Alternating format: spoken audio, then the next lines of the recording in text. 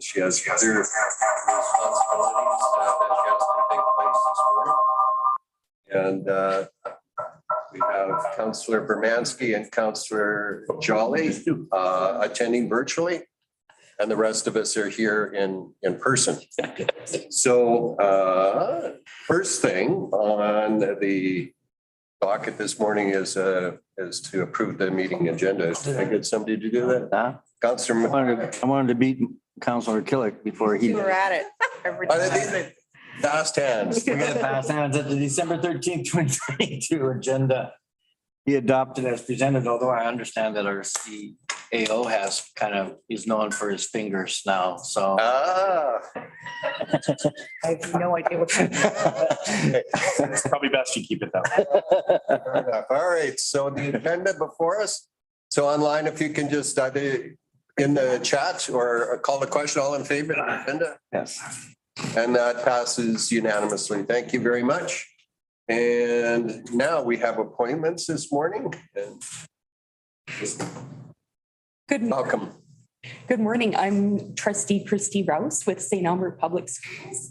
I'm joined today by fellow trustees Cheyenne Laval-Krause, our board chair Kim Armstrong, Trustee John Allen, and our senior administration Superintendent Crimson Summers and Associate Superintendent of Finance,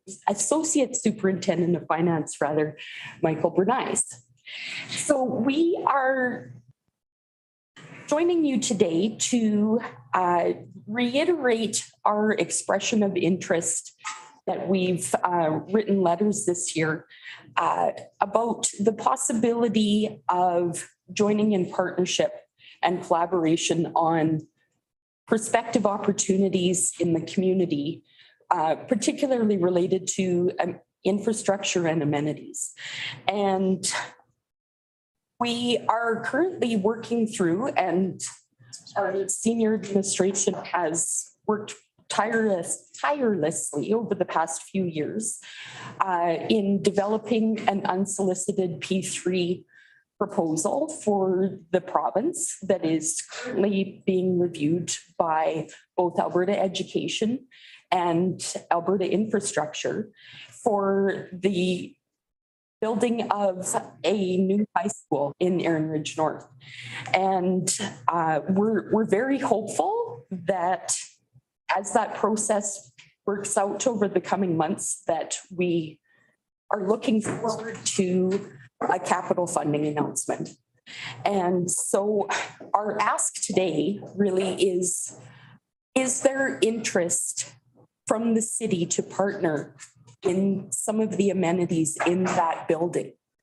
And so some of the possibilities that we have is maybe a larger gymnasium space, an expanded library facility, some of the career and technology departments and areas like food services and perhaps a dinner theater and some of those integrated community resources that really thrive in a collaborative partnership scenario.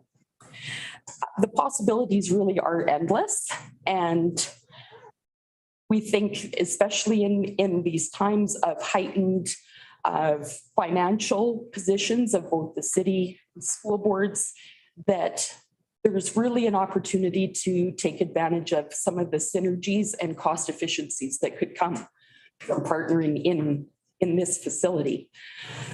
The project itself, as I mentioned, has been in the works for a few years now, but the opportunity hasn't passed for us to be able to join together and discuss how we could make this work if we are in fact granted a new high school. That is a decision by the province, and we really want to be in the best position to be able to take advantage of that should the announcement come, which everybody has our fingers and toes crossed. So that is our reason for joining you today, is to express our keen interest. And we'd really like to explore if there is a will, there is a way to do this. And so we really look forward to your reply on how you might join us in that. So, thank you. Well, thanks for that. Are you willing to take questions of council? Absolutely. All right. So maybe Councillor Mackay, and then if you raise your hands, I'll watch for you online, Councillor Bermansky and Jolly. Thanks. I guess my question is right now, everything's in the conceptual stage. I mean, even the actual, I mean, I know you've done quite a bit of campaigning, or that's my word, but advocating for a high school in that part of North Erin Ridge. How far along are you in actual conceptual drawing? Like, what do you like? I mean, I know you've got Paul Kane that you're going to be opening up shortly in the new year. So, I mean, there's something to build off there, but where are you actually in the actual conceptual drawing phase, or what do you need, you know, that type of a thing? Well, and I'm going to lean on Superintendent Sumners to join us on that. And I would say that really the concept is based very much on the new Paul Kane that we've just got the keys to. And certainly we would love to have, if there's an interest from council, to come and see it now that it's actually ours. And I'll let Superintendent Sumners elaborate. And council, thank you for having us. You may have to move over just because they won't be able to see you online. Sorry to direct you. Thank you for having us today. Very much our design for the unsolicited P3 project is really based off of our designs of Paul Kane. Paul Kane. So the drawings are there. That's why, you know, the project itself moving forward is fairly well looked upon by the province, right? But if we wanted to make some changes, we would need to make those changes sooner rather than later. We're far down the process of this unsolicited P3. So if we wanted to have some synergies, the time is now, right? For us to have the conversation about what does the city need? How can we help support the community in the north? And what does that look like going forward? So population wise, what do you think that population of that school would be? Like, do you have like figures that trigger school builds? Like, what's your trigger? Yeah, sorry. I would say that if you were to come and see some of our schools, you would see that there has just been an explosion in enrollment, and about my own children are right in the thick of it. From about like kids born in 2009 and onwards, we've had unprecedented enrollment each and every year. And that definitely, that north part of the city is underserved right now. And so we see that being the area we really need to be. One more question. Is that true? Of course, go ahead. Just so, I mean, I guess from a location standpoint, I know you are aware that, you know, we're looking at developing some lands over on the west side of Ray Gibbon, north of Giroux. From a viability standpoint, is that just not a viable site for you? Is that, or maybe it's a preferred area if we were to partner with the school board around building a facility up in that area? The proximity to Belrose Composite High School right now makes that a little bit tricky. I mean, the city is growing everywhere. So, I mean, would love to partnership in ways wherever the need is. Right. Okay. But we feel based on the locations of our current high schools, that in the north is what makes the most sense. Okay, thanks. Councillor Mackay, we're really at the whim of the province, right? So Yeah. the province comes out and says to us, we're going to award you a new school. Right. Say the P3 project doesn't fall through for whatever, but they say, oh, we're going to give you a school. Right. Then we're at the mercy of the city to Right. say, where is there a site large enough that we can build? And at this point, Erin Ridge North is not serviced yet. Yeah. Right? So we would be coming back to say, yep, we've got a new school. Where can we put it? And you would probably say to us, it's in the west, which as as trustee Rouse. She's not yet. Someday, not yet. Trustee Rouse has indicated our preference is the north because of the growth that's happening there and the proximity to Bell. Yeah, okay. I won't take up all the time. I see Natalie's got it. Counselor Jolly? Thank you. I guess just kind of to that point. So if money comes, you just want whatever is serviced. Cause probably the servicing will probably happen in the west before the north. So are you kind of keeping that in mind? That's just going to be available sooner? I'm guessing.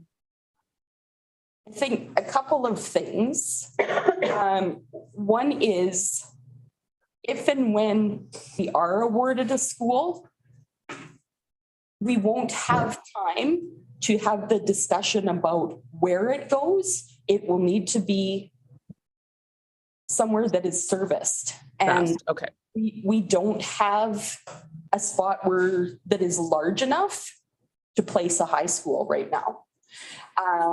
There's obviously school sites that have been approved in the area structure plans in Riverside. Those are But, little, yeah. They're small, and a high school in particular.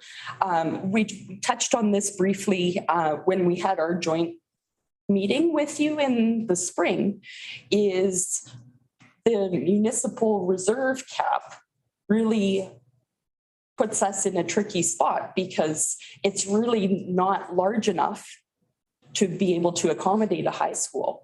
And that is where our need is going to be greatest. We don't have a lot of time on our side. Okay. Thank you. Kids that just keep growing. Fair enough.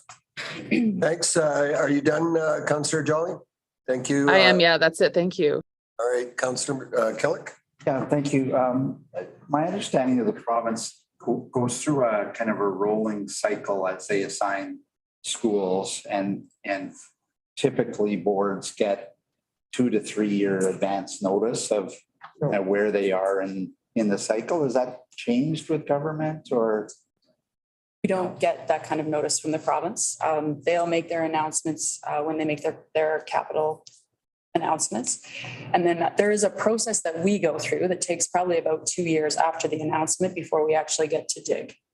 So that's maybe where the 2 to 3 years comes from. It is quite a process. We're hoping that because we already have plans, we'll have to make some adjustments, or, if council wanted to do some partnering, then we have to build on those plans, and that would take a little bit of time.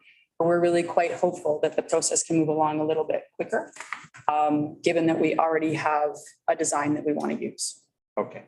And then the P3 suggests you have a private partner willing to invest. Is that partner pretty firm and lined up to also move forward with it as well? The unsolicited P3 project is in consultation with Landrex, right, in the north. They have land in the north that they're willing to put towards the new school. And they came to us with a proposal and said, if we were to provide the land, could we anchor a school here? And that's really where we've worked from with them. But city services are only up to that new land, right? So there's still a little bit of time involved there, I believe, through the city process that has to occur. Okay, good. What we do have on our side is that Alberta Education has recognized the need because of our enrollment numbers. Okay, And so that is. so you're higher up on the visibility. I won't say priority, but you're higher up on the visibility list.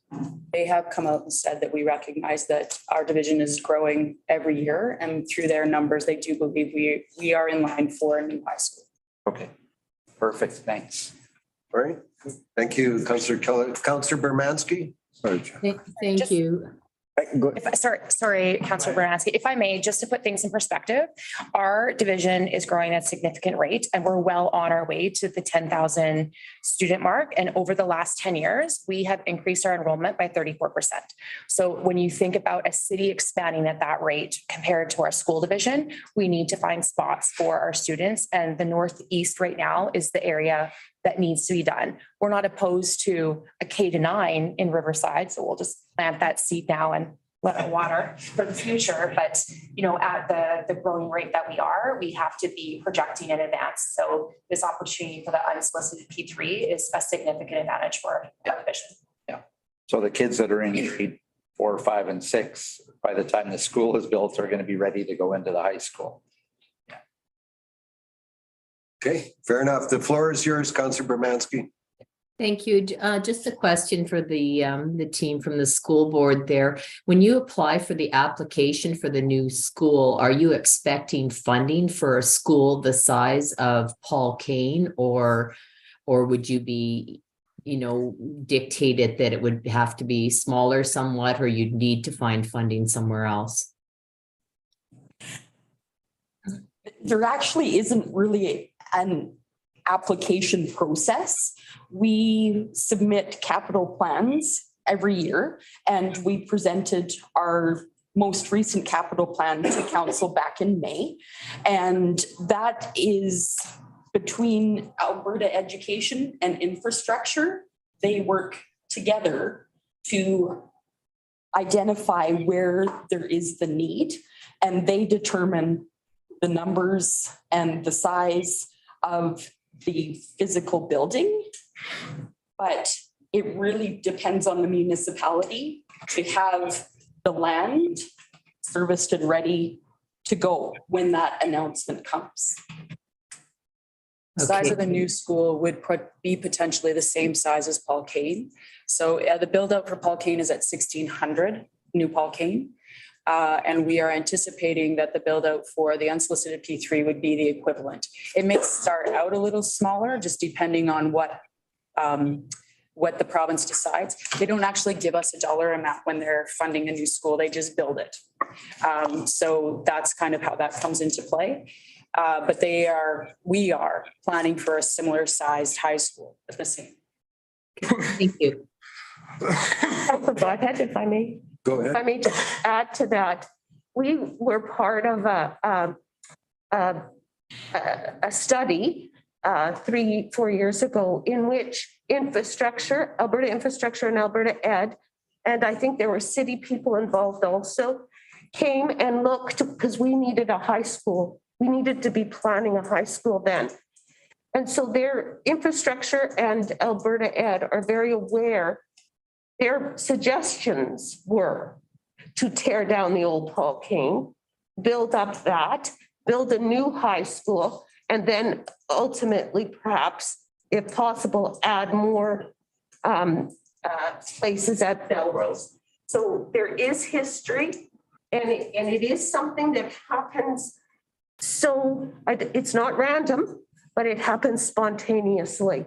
So coming here today, when Paul Kane came to us and we had an opportunity, it was bang like that. So the opportunity was, can we consult? Can we collaborate? There was no time. We sent out an invitation. There's no process. So today's real ask is not about land. We need a high school. We want what we want. Yes, we want the Northeast, but we need a high school. So take that for what it is. The bottom line is, if we are going to collaborate, we have never yet found a way in which the board can work with the council in ways that develop. Now, we have administratively things that happen in wonderful ways for students and citizens of St. Albert. What we don't have is the political level, the governance level of collaboration. So if we get awarded a high school, whatever it looks like, we're ready to go. We got one piece of land that may be ready to go, and maybe some other pieces of land that may or may not be. But what we do want to do is go into that with a memorandum of understanding, which is language I don't really know, but I've heard it at council. And to have a process by which we could then say, okay, our administration and your administration will talk about infrastructure needs, the amenity needs, where it is in the city, what that might look like. And so that's our big ask today. Yes, we don't want this. Sorry to derail this. Yes, we don't want that opportunity to pass by. Because it'll come fast. Just have another, Follow up, go ahead. Kelly? yeah, just, I recall in our briefing, one of the, and it came up today, was just kind of the location and the west site being, closer to Belrose. Belrose is in my backyard, so I know exactly what we're talking about. And therefore the northeast is a better preferred location from the school board's perspective. Are there any other drawbacks or rationale that would make the northeast a better location? I'm personally thinking distance for busing. Is it a larger catchment area that, it goes out into Sturgeon County? Or are there other drivers that I'm maybe not aware of that would prioritize that Aaron Ridge location versus anywhere else?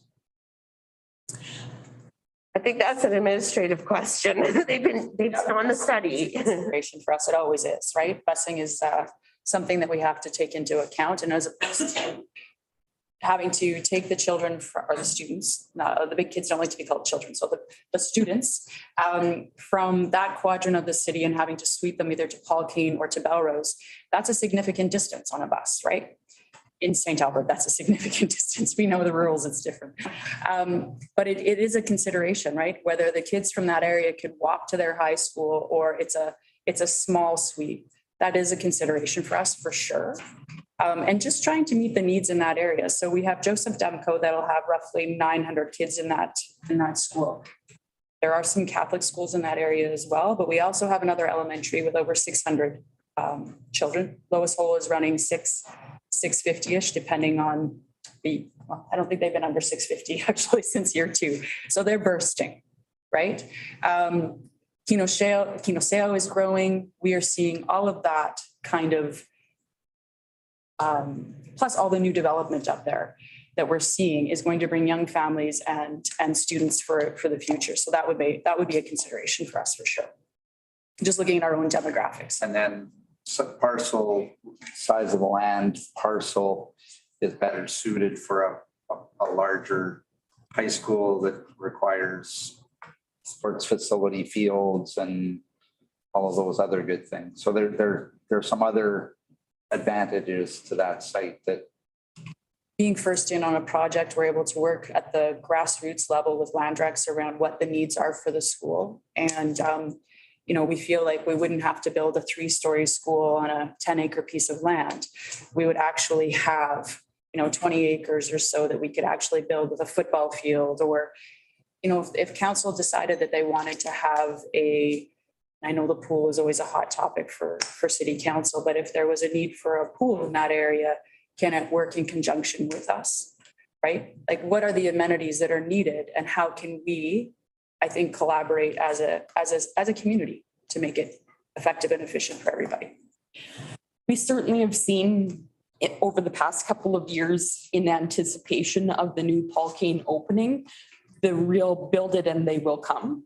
There's been just Paul Kane's enrollment alone over the past 2 years has increased significantly just with that anticipation of being in a new school. And just saying, it's really gorgeous. You don't want to. There's windows. Thank you, everybody. I got one question. Go ahead. Do you mind? Sorry, we're just running. So, just so we get it out. So you can't do something similar on the Belrose site that you did on the Paul Kane site?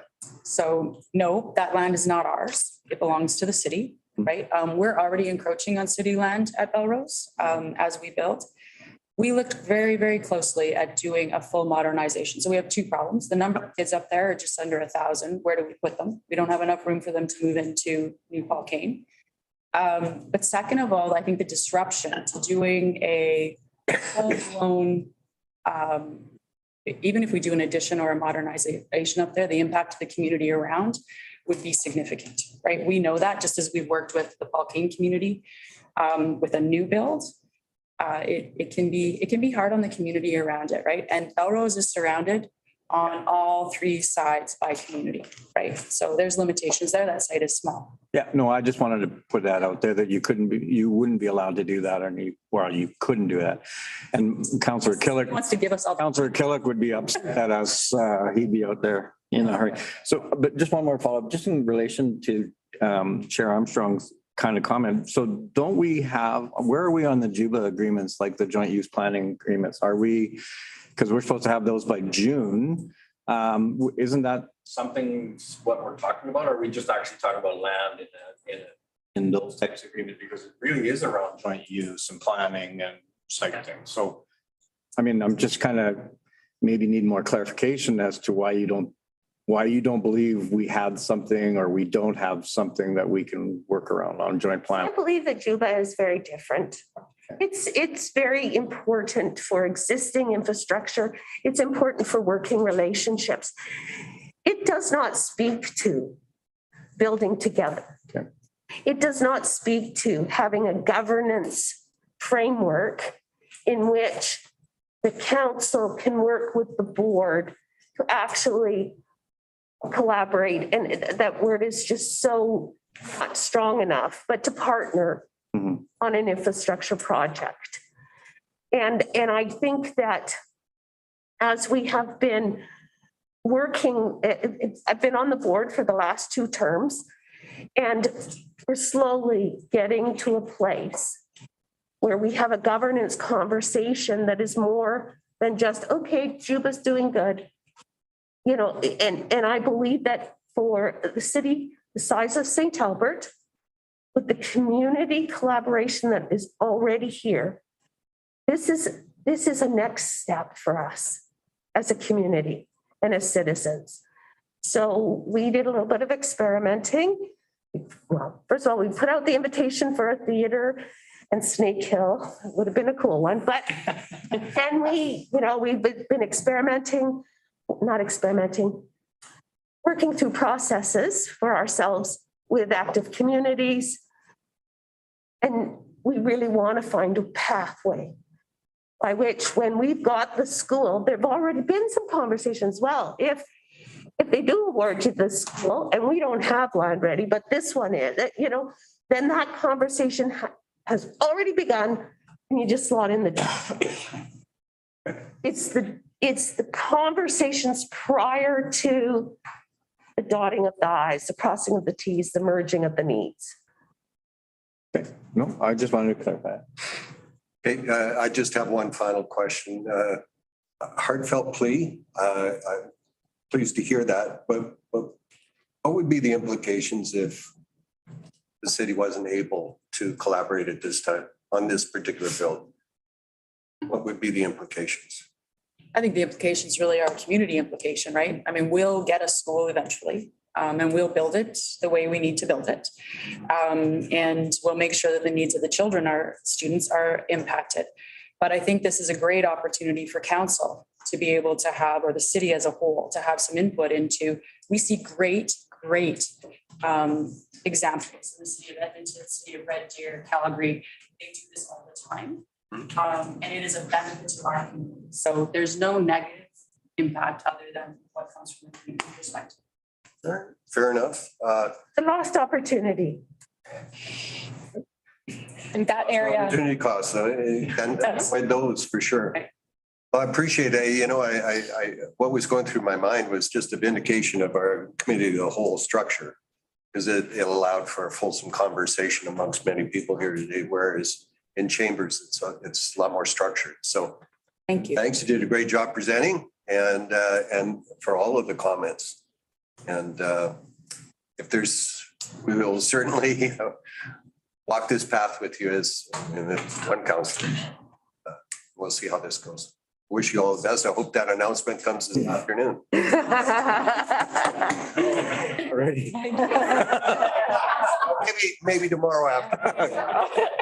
Thank you so much. Yes, thank you for having us. Yeah, no, thank you. This is light years down the road in collaboration than it was 8 years ago. Think how happy the city would be for an extra hockey arena on the northeast. Just gonna plant that and water it. Cheyenne would be for. I have a ballet. Yeah, I don't, yeah. Curtis is past and old, his.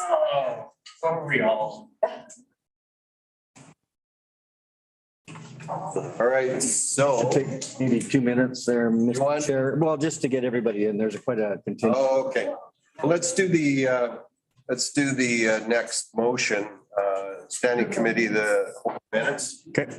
And then we'll have a quick Mike, you wanna break do as that? they come up. You want to do the minutes? Let's do this motion. So the motion that's before us is the standing committee. Yeah, would like to move that. Thank you, Councillor Killick. Go ahead and read that in and then we'll. The Standing Committee of the Whole minutes of November 15th, 2022 be adopted as presented. Okay, fair enough. Any errors or omissions before we go on? Seeing none, I call the question. All in favor? All right. Both of them got to do a motion now, so that's. We're all happy. We're happy now. Okay, if that's passed unanimously, we actually had a time specific. We're running a little bit late. Let's take 5 minutes and allow people to. So if you want to move in camera. Yeah. Oh, right. Call everybody in and unmask. All Okay. right. Oh, she wants to do that. I think it's my turn. Yeah. It's your turn, Councillor. I move that we move in camera was pursuant to section 24(1)G of FOIP. Okay, call the question. All in favor, move me in camera. And that's just passed unanimously. Right, 5 minutes and we'll let them set up and then we'll reconvene here at 8 after. You're like literally. Okay, 10 after. That's fine. Until we're ready to go.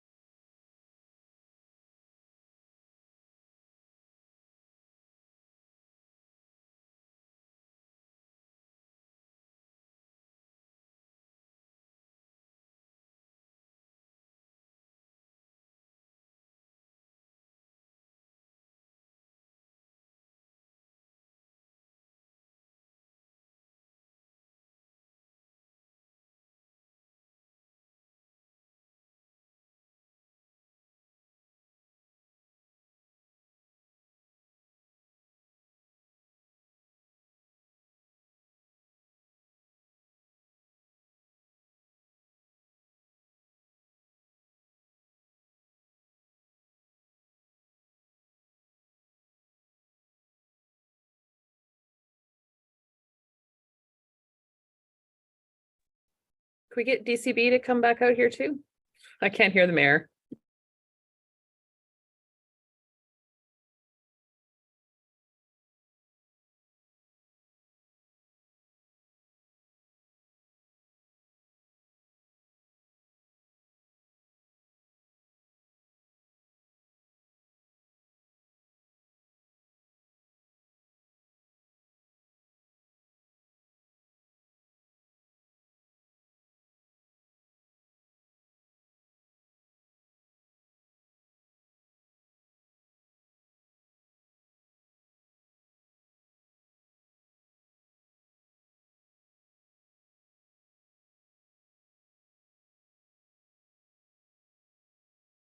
That was. Can you hear us now? Okay. Oh, darn. Now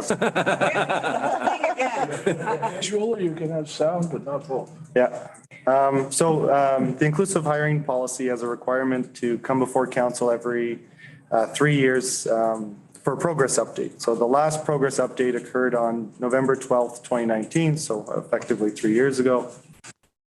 The policy considers or promotes proactive employment policies and practices at the City of St. Albert for persons with disabilities. Since the policy's creation, administration has created internal directives and programs such as cultivating abilities in support of this policy and implemented tactics and actions until March of 2020. COVID-19 created obstacles in further implementation of policy goals, and that persisted until about early 2022. And we've since worked to try and recover. This is effectively the best language I could use towards this. So I mean, cutting to the chase, in a 3-year progress update, 2 years were fairly not much progress to report. To add some context to the challenges that this policy and the city is facing. So the city doesn't have reliable demographic information of persons with disabilities in the city or in the St. Albert region. We actually have provided provincial data as kind of a representative sample, but we lack that data, and the value of the data is it allow us to understand where the city sits compared to St. Albert, so we could set targeted goals or understanding. The creation of that data, we do have a voluntary disclosure at the City of St. Albert, but since it's voluntary, it creates reliability issues, and there's no demographic collection that's required for St. Albert, so there's no data specific to St. Albert. So in the absence of such a metric, the city seeks to create more opportunities for persons with disabilities, just generally more. It's not like a target, it's just more than we had yesterday. Another challenge is the type of opportunities we have may not always be conducive to persons with mental or developmental disabilities. So we've had fairly good success in accommodating or employing persons with physical disabilities, but the opportunities themselves may be not conducive for someone with a developmental disability, and having specific funding or specific positions for that person and working with an agency to fill that need is something that could be a risk if we don't continue to pursue that avenue. So it could be a group that is left out, if you will.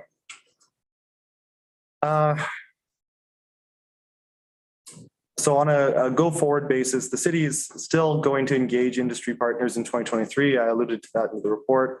We want to understand the need. We want to understand kind of how we can create positions or structure our roles to be more conducive.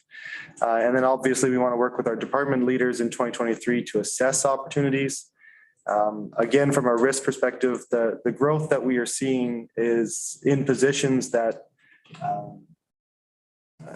are not designed for persons with disabilities, specifically those with developmental disabilities. So we're adding more of a type of position that isn't going to hit that targeted group or potentially that group.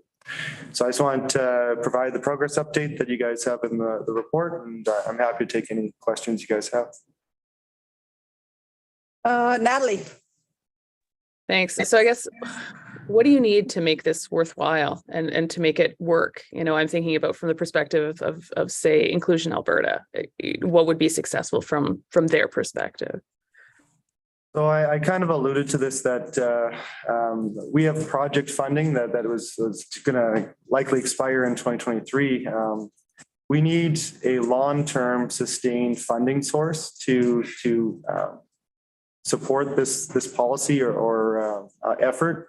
Otherwise, operationalizing it within our organization will not hit potentially the diverse group of persons with disabilities that I think was intended to reach out to.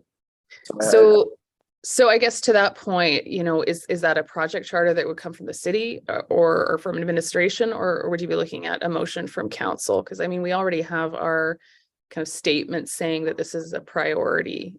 So can that be brought forward internally, or does it have to come from council? So I mean, we can absolutely bring it internally. I think I was looking forward to something from council to say, pursue this, that we are open to receiving a charter, a business case, if you will. The reason that I say that is bringing something to council that hasn't been asked for or may compete against other priorities potentially creates a situation where we're presenting a case that puts council in a very awkward position that they're funding or not funding a very sensitive subject. At what level are you talking about? Not less than what we're seeing from the project funding, which was 50 grand per year, which would probably be the sustained piece. I think more, 100,000 per year would actually be a sustainable, meaningful contribution. Anything less than that, very limited things you can do with it. So you have an alternative one in the package, right? So that's exactly what you were just mentioning. Correct. Okay. All right, because I mean, I'm prepared to move alternative one, or Natalie, you can. I mean, I know this was something. As long as it moves, I'm not fussed who does it.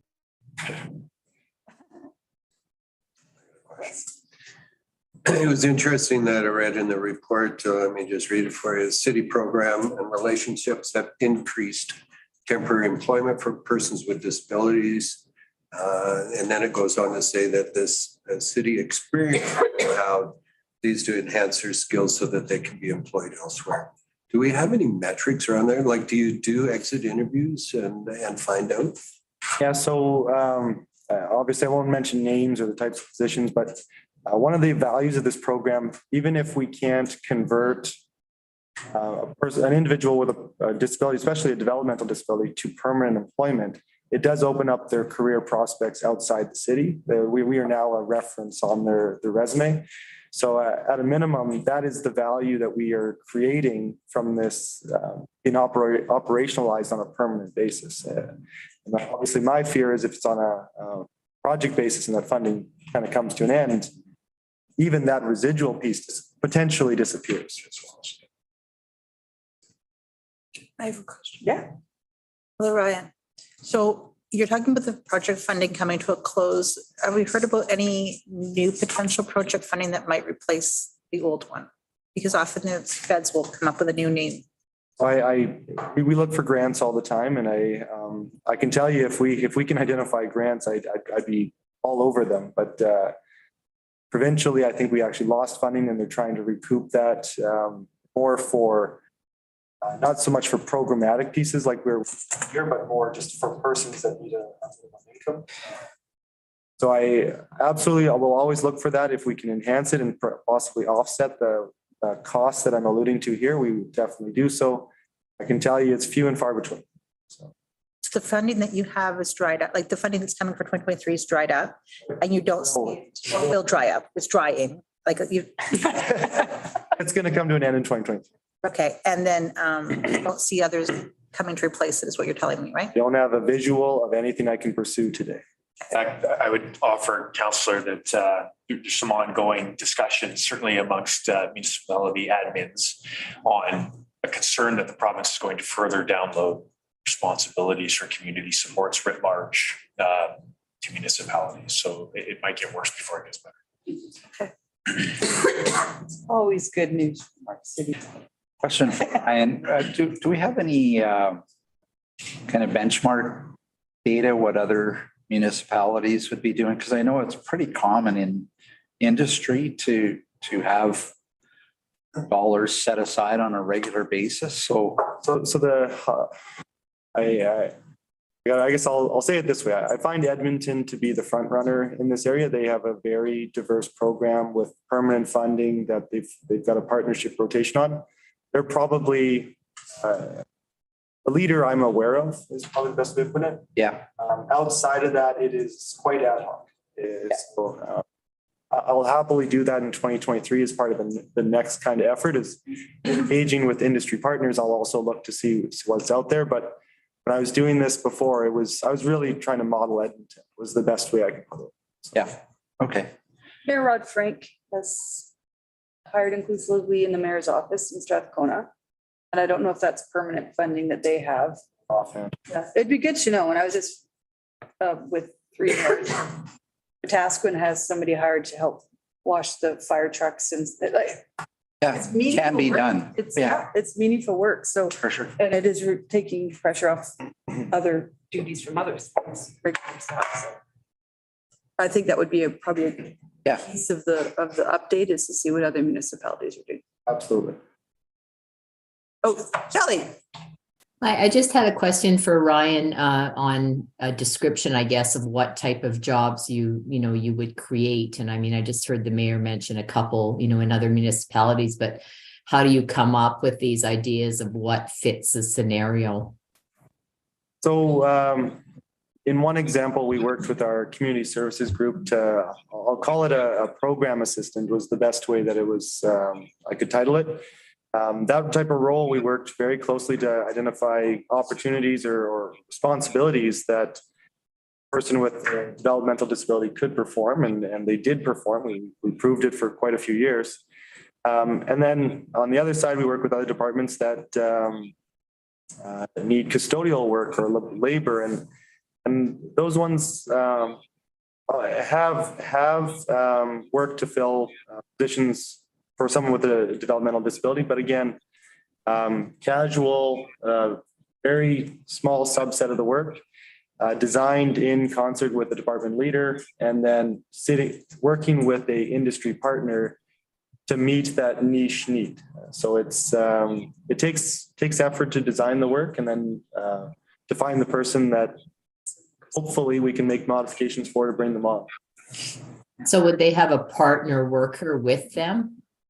They may have a support person sometimes in our workplace, but the goal that we work on our agency partners is a support person to not need the support person. So they might come in for a few weeks to a month, and then oftentimes their supervisor, the employee supervisor, is their check-in point and assign them work, and we've operationalized it where we can. Again, it's few. I'm not talking a dozen positions here. I'm talking 3 to 4. So 3 to 4 for 100,000 or for 50,000? Well, I think with 3 to 4 could probably on a casual basis fund for 50,000. For 100,000, we might actually get larger opportunities or more arrangements. Okay, and why? I just don't quite understand why the federal and provincial governments, I mean, if it's a priority, why would it only be a priority at the municipal level? You're asking me to speak to something that might be outside of our wheelhouse. We've made it a priority at the city of St. Albert through policy, provincial and federal level. They're not funding this area, at least not that I'm seeing. As a government, they might be supporting, I know there's people with developmental disabilities that are working at the Ledge. So they're funding their own, and we're funding our own, right?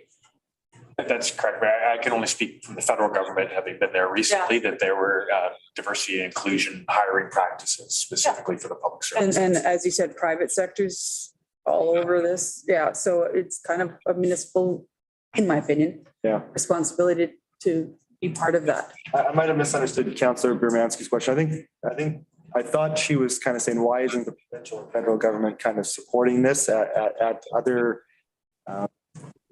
industry or organization level?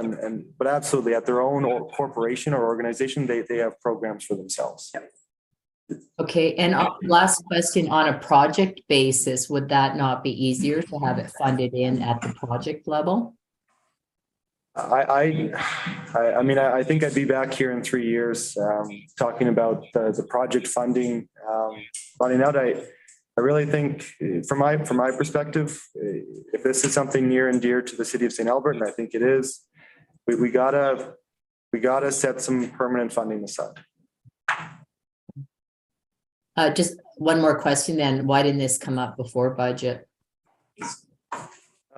It's a fair question. I think because I have a little bit of project dollars remaining for 2023, it gives me the chance to come in 2024 to potentially present a business case to council.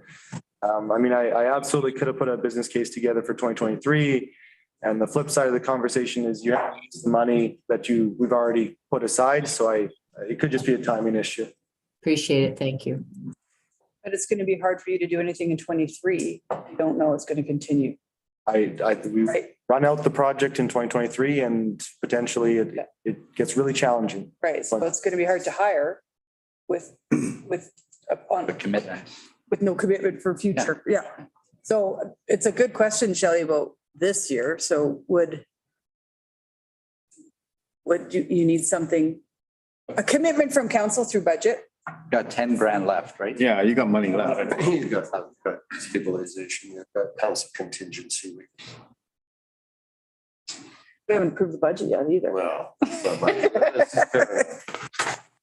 You want me to put forward the alternative motion? You said you would? Yeah. Natalie was going to either way, so yeah, go ahead, Ken. Unless, wait, is there any more questions? I'm just looking at it again. I'm not sure. Mr. LaFleur, have you had a chance to look at this alternative motion? I mean, it's kind of, probably use a few different words, but whatever, if it's suffice. I didn't look at it. It's on the screen as But again, well. I think the intent of this one is again to reaffirm council intent. Yeah. Use the money that we've got available and that would allow us to put together the business case. The other option is to allocate money now, which would go through that. Yeah, because that means we're not hiring in 23. Yeah, but right now, all we're trying to do is bring back a bit. Limited, yes. Are you saying that you won't be able to do anything with the money you got left? Well, no, I'll absolutely spend the residual dollars we have in 2023. It's just not, once it's gone, it's gone. Because I've been trying. It's probably a position, right? Or maybe two, whatever. Could be two. Definitely one, could be two. But anyone you hire has no commitment. They have a term and the term would come to an end at a certain point. I'm just getting Mr. LaFleur to look at some of the wording, but I mean, I certainly could look at adding, recommendation to bring back, develop an operating business case for 2024 budget year, but also consider funding or a project funding or bridge funding or something. We did 40. How would it work? Yeah. For us to approve. Yeah, but we can do that motion. Money in the 24 budget today. Yeah. So this motion talks about. Bringing forward a business case for 2024, but I mean, if I'm getting the drift of the conversation, we have $10,000 left, but I mean, could we, that doesn't benefit us next year, 2023. So I'd have to ask Mr. LaFleur some issues is, of course, we're in committee of the whole. Yeah, no, but I'm. Unless we somehow broke into a council meeting to approve a motion today. Yeah. We could then incorporate into the into the December 20th.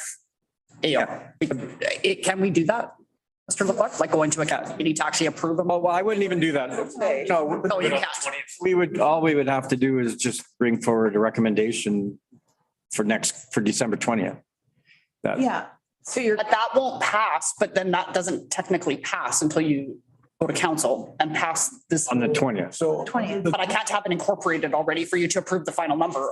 The stabilization budget, it wouldn't matter for your. Then I wouldn't worry about doing it as part of the actual budget. I just do it as a separate. Stabilization, I want it coming out. You want it in the budget. You want permanent ongoing funding as of December 20th. So we're not going to do a business case then? We're just going to do it? Well, No, I do. And Diane, yes, we could pass a motion on the 20th and you wouldn't have it ready for the approval of budget, but we don't set the mill rate till spring. So even in January. So you could do it that way and do it as part of the main budget adjustment. Yeah, a budget adjustment. When do we do budget adjustment? May, yeah. But I mean, We've already got the motion, like, oh, and don't forget December that we've now adjusted the budget. They're gonna So- run money. so, yeah, so I mean, I guess can I back up a little bit? Yep. So here's my understanding, Just hold on a second. That's true, Mr. Farrar. So when we were in committee doing budget, we have all of our postponed motions that got passed in committee. And then couldn't we do a PM like in committee? And if they pass that today, then we can then bring it into with the recommendation to include it in. But remember, under the new procedure bylaw, this committee, the whole meeting today can give that direction to administration, like right here, right now. It doesn't have to be a postponed motion. So I wouldn't get too hung up about the postponed motion, other than I know you love them for tracking. Yes. Oh, it's a budget motion. okay. So go to Shelley and then I'll come back to you, Ken. Yeah, no, I'm more keen on the fact that, I mean, all of a sudden we jump from something that's already project-based, which is funded for 2023, according to Ryan, to all of a sudden now changing the whole entire parameters of the temporary funding, the project funding, by raising it to maybe 40. But then that still doesn't deal. And then I just think I heard you are wanting to actually have an approval of a position or a program for next year, which is, I think we're a little out of, it's very different. And I don't think we have the background information. I'm not going to get into debate. I'm just talking, I don't have the information in relation to the entire, what that means. Whereas a full project charter operating business case for 2024 would give me that. And I would have I'm not against bridge funding or help for 2023, but I think I need more information for what this looks like that would arise out of an actual business case. Can I go to Shelley and then I have a question for you, Ryan? That's not a debate, but I guess. My comment is similar to Councillor Mackay's. It should be presented in a proper business case for 2024 because we don't even have data on individuals that was just mentioned. We don't know how many people are in need or numbers. So I think it would be administration bring it forward to us rather than us throwing dollars at an amount we don't even know what it should be. Yeah. So Ryan, my question to you is, what would look different from what we got today in a business case? Because I have a feeling you would just cut and paste this report into a business case and with a number attached. Well, I think I would give you more detailed information on how I would structure it. Yeah. Okay. Positions would look like, how we would comparables support this in terms of resources in the city. Yeah. And then also, there's one other thought I was going to mention. There's a few other pieces that I could break down in terms of like, does this impact a service level? Is this an internal service level? What is the standard of service we are going to achieve through this? So I think that's what I would probably be able to build out if I had a bit of time. But I mean, the issue is on background, but how the money is used isn't clear that I'd be able to quantify that. Yeah. But, and you could, at any point next year, we could actually build in bridge funding because we could identify a funding source and whatever else. So, I mean, we can do that at any particular time for 2023. But right now, I want to actually see structure and business case. That's what I'm just saying. So, but I mean, honestly, I'd note any time Orion could say, you know what, like I'm running out of project funds. Here's an opportunity. We just saw a grant coming forward. Can we do it? And then, yeah, we can then adjust it in 2023. Yeah. That's what I'm just thinking. Yeah. I'll put this motion on the floor and we can debate it. Okay, do you want to do the stop, Kathleen? No, not yet. At any time, there's other. I feel like what I'm sensing is pretty big support for this is going to pass in for the 24 budget. So what I'm trying to do is how do I give you that confidence? And it can't be just, we love this idea. It's got to be to a motion or something. So I guess it doesn't have to be today. I'm going to think about it. How we can do this earlier than budget season 2024. Why don't you say, so develop, approve an operating business case for 24? That way you pre-approved it. We pre-approve stuff all the time. We do.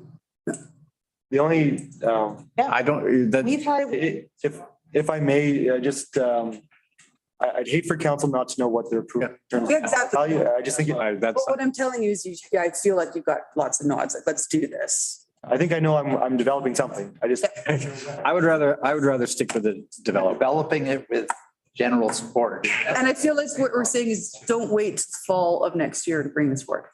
But if I could, maybe there's two things that we can go away and discuss on this. And one is that the 24 business case, understanding the broad support. Yeah. The other then would be an actual fulsome analysis if there's any money required beyond the $11,800 whatever left for 23. That can always come, you can bring that back to council anytime. Okay, can I read this in? Yes, okay. Because I'm hungry. Yeah. That the standing committee of the whole recommend to council you pass a motion that instructs administration to develop an operating business case for the 2024 budget year that establishes permanent resources attributed to diversity and inclusion and the proactive employment practices of persons with disabilities. It's a little clunky for me, but Kind of like between two and administration, to recommend to council to develop an operating business case. Like, we need to have to pass a motion that. yeah, I think. And David, didn't you say we could do that here today? Yes, that motion is a perfectly legitimate. Oh, but it does have to go to council. No, we could just get rid of that. You could just say the standing committee of the whole. You can. Administration. Instructs administration to develop an operating business. You can, if you want to be strictly accurate with the new procedure bylaw, you can say direct the CAO to develop, right? Operating business case. So I wanted to say the standing committee of the whole direct the CAO to develop. develop a business case. After the word administration. You can do that. You now have that ability under the new procedure. We don't need to pass a motion. You can get rid of that, Cheryl. But you need to pass a motion, but you don't need to ask council to. Yeah, We're gonna do the motion that's what I mean, but the wording is that I'm right now. Brady. all the way to develop. Yeah, get rid of right. We have now developed twice. To pass a motion. Pass a motion to develop, just kept rid of all that. Delete. You want to grab the notes right now, don't you? Keep going. Keep going. Keep going. Up, stop. There you go. You got it. Hey, there you go. That makes. Natalie, question? No, I was just going to enter into debate very briefly. Okay, well, we're just getting the right motion first. Yeah, because it was a little. That works now. It was a little wordy. Yeah. Sorry. Okay, Ken. That the standing committee of the whole direct the CAO to develop an operating business case for the 2024 budget year that establishes permanent resources attributed to diversity and inclusion and the proactive employment practices of persons with disabilities. Okay, Well done. accept that motion. Go ahead. No, I mean, a great discussion, and I think we obviously identified that this is something that will act fine. We had the discussion around it. We know that there's opportunities, and we know that there's individuals that can actually help this our organization, but also be contributing members to our organization. So why would we not take advantage of those opportunities? So I appreciate you bringing this forward. All right, Natalie. Thanks. So I'm supportive of this motion, but my ask to administration is let's not reinvent the wheel. Inclusion Alberta exists. We can absolutely lean on them to create really great policies and a system to support inclusive hiring practices. So that's my ask. Thank you. Shelley. My comment is similar to Councillor Jolly's, like the diversity and inclusion part is already within everything within the hiring policy. I'm not sure where it fits into this one because it could, in fact, override the disabilities when you're hiring by diversity. Anyone else on debate? Yeah, I just like to say it's an opportunity to lead by example. And we talk about it. We have a policy. This is the opportunity to put money behind that policy to support it. And so this is a great way forward that standardizes it and makes it part of who St. Albert is. And I really think we have the opportunity to lead by example. And to do that takes a little bit of money. And I think this will really make that happen. So good for bringing it forward, and I'm looking forward to actually seeing some results. And I'm obviously super excited about this. This has always been my baby. We'll see through Rotary and the Rotary Employment Project, and they work with Inclusion Alberta. For the last 5 or 6 or 7 years, I've been like a guest speaker at the Inclusion Luncheon, and I almost start to feel guilty because St. Albert hasn't done enough. And now I can actually stand in front of the people that come to those luncheons and say, we are making some solid steps towards putting our money where our mouth is, essentially. And this is amazing. I know from hearing others that have hired inclusively, it adds so much to a corporation, and it shows our values as a community. And when you talk about ESG and social governance, we are taking care of our residents and with meaningful work. So this is awesome. Thank you guys for being behind this. Ken? No, excellent comments. I have nothing more to close. All right, call for the vote. Yes.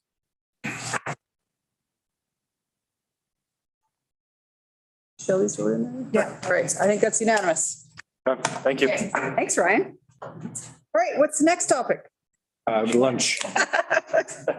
Unanimous? Something a little bit faster, let's just. No. How long are we? It is 9, I don't know. 12:30. 12:30, 20 minutes is good enough? Sure. All right, 20 minutes, guys. 20 minutes. Go west could be.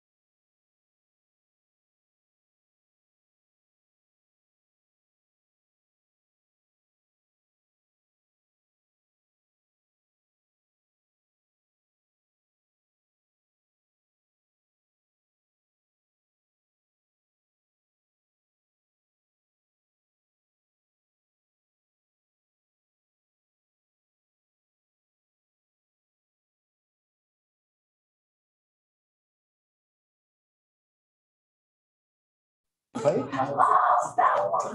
Shelley, are you there? Watch out.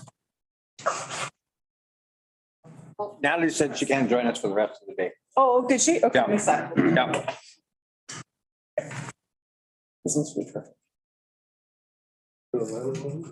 Nope. Well, I saw her in Ottawa. I can fill you in. All right, so we're on to agenda item 7.2. Favorite subject of Sheena's? No. Non-residential rec fees. You're overstating. I'm gonna turn it over to Diane, but Kelly's got this one. Yeah. Bet you're having fun with this one. You having fun with this one, Kelly? I often say it's all pensionable service. And we also have Trevor listed as a. Trevor's online, yes. Okay. Hi, Trevor. All right, who's starting then? You are, Kelly? I could start. Good afternoon, everybody. I don't have a formal presentation. I do have a summarized number of key elements from the report that was submitted. Maybe to start off that the development of this report involved consultation with a number of subject matter experts, namely in information technology, recreation park guest services people, and with legislative services. Just thought maybe with a point of clarification, when we reference non-resident fees, it's pertaining to those municipalities where we have no agreements. As noted in the report, as of today, formal agreements exist with the city of Edmonton and town of Morinville. I was just going to hand it over here to Trevor to provide a brief summary of the work done to date, and he could possibly take any questions in that regard. Yeah, thanks, Kelly, and good afternoon, Mayor and Council. As noted in the backgrounder, since the direction was provided by Council, we've engaged with other municipalities non-contiguous to the city of St. Albert within the region that have residents that recreate at St. Albert facilities. But at this time, we've been unable to execute any additional agreements with those municipalities, but we're engaged in ongoing and preliminary discussions at this time. So that's kind of it from my perspective.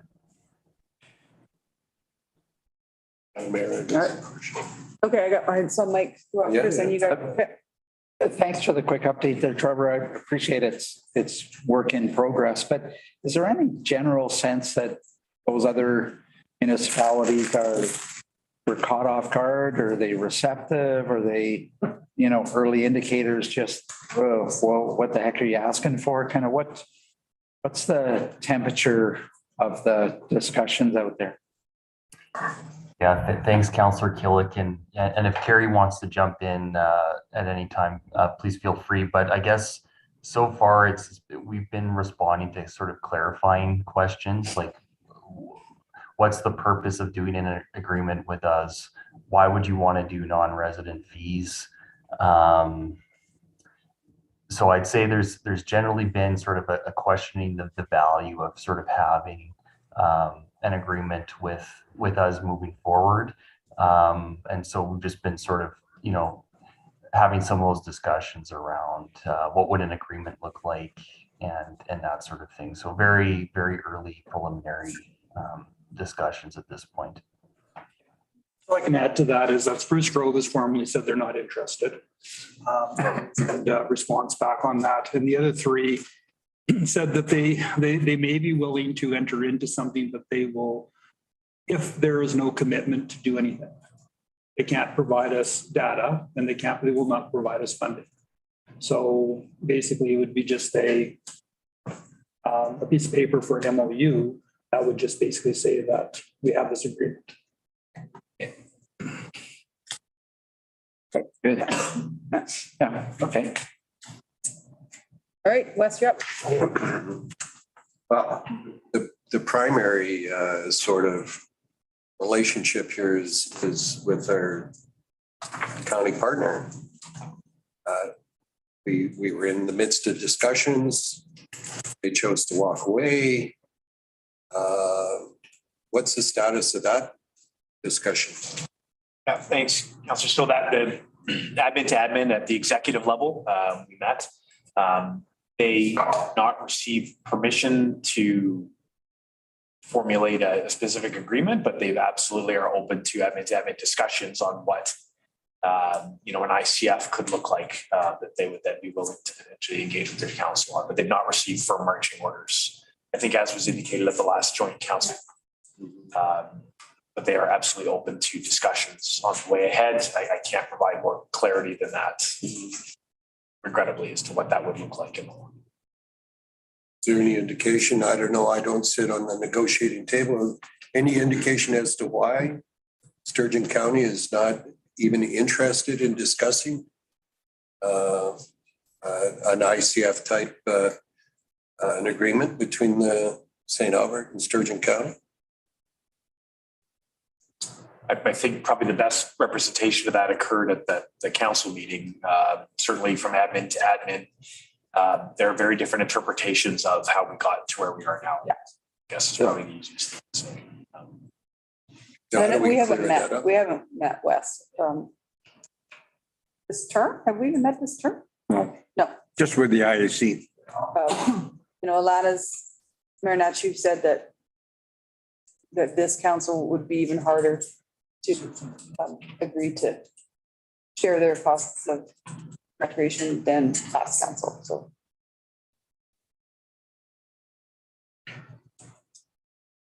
And yeah, we have agreements with Edmonton and Morinville. I think one of Sturgeon County's and I think very valid argument is the agreements we have with Edmonton and Morinville do not involve money exchange, and we're asking them for money. Well, fair enough, but we also use Edmonton facilities and perhaps even Morinville's. Which Sturgeon County ones do we use? I think if there was a money conversation with the Edmonton ICF, we'd probably be paying more than we would be receiving. So it's a good agreement. And with Morinville, I always understood that the ICF was about talking about the next rec center and sharing where do we need ice in the region? Where do we need a pool in the region? We'll build that, and we will maybe not share in the cost, but we will share in access and subsidization of those. So I think it's a good agreement because that's where rec centers are built, is in the urban centers, right? Certainly, again, at administrative level, the county would say that though they haven't put a value on their land, on the natural resources, that's one of the counter arguments is that we do have St. Albertans who recreate in the county outdoors, and they haven't put a valuation on that. It's one of the core arguments. Do you have an arena? Do they have a service place in Sturgeon County? Skateboard park, water park, soccer field, ball diamonds. I think they value, Wes, I recall, they kept saying the trails, access to trails. 99 kilometers of trails in this community. Yeah, and it doesn't, I'm not saying that that's the argument, but that's their side of the discussion. The other piece is they do pay money to Morinville. They also pay money to CFB Edmonton for access to those facilities at reduced membership costs compared to Service Place, though they offer less with the membership costs. They have effective non-resident fees agreements with those two if they get. They have ICS, for lack of a better term. They pay money for access. Yeah.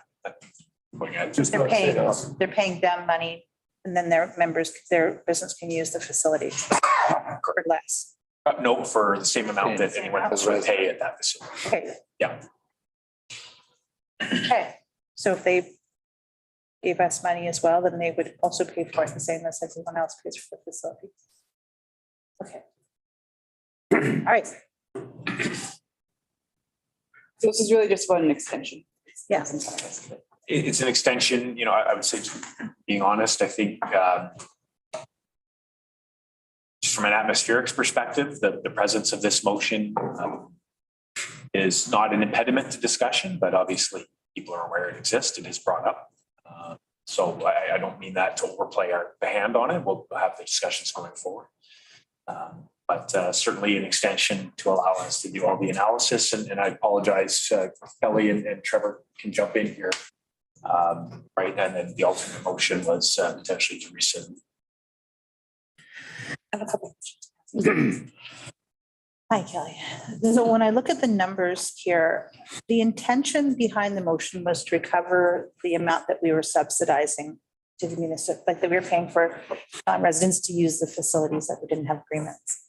And when I look at what the costs are, it doesn't appear to be achieving that goal. So I have a couple of questions with this money. So is the subsidization to non-residents greater than 25% for them to use the facilities? Because I would assume that 25% would have been enough to actually cover the cost of subsidization. I think when we were calculating the expenses carried to the revenues, we looked at what existing numbers of membership, for example, we had number of program registrants. We put in a formula, what the average is, and 25%, we felt that would adequately cover the cost of the staffing. There's a lot of variables because we're not dealing with a high number of people. However, to be quite honestly, most of the registrants we have would probably be for swimming, as we found. We believe anything would be more or less of a wash that at best. We didn't think that would, because we have some unknowns in terms of what exactly our expenses. We calculated the expenses on staffing hours particularly.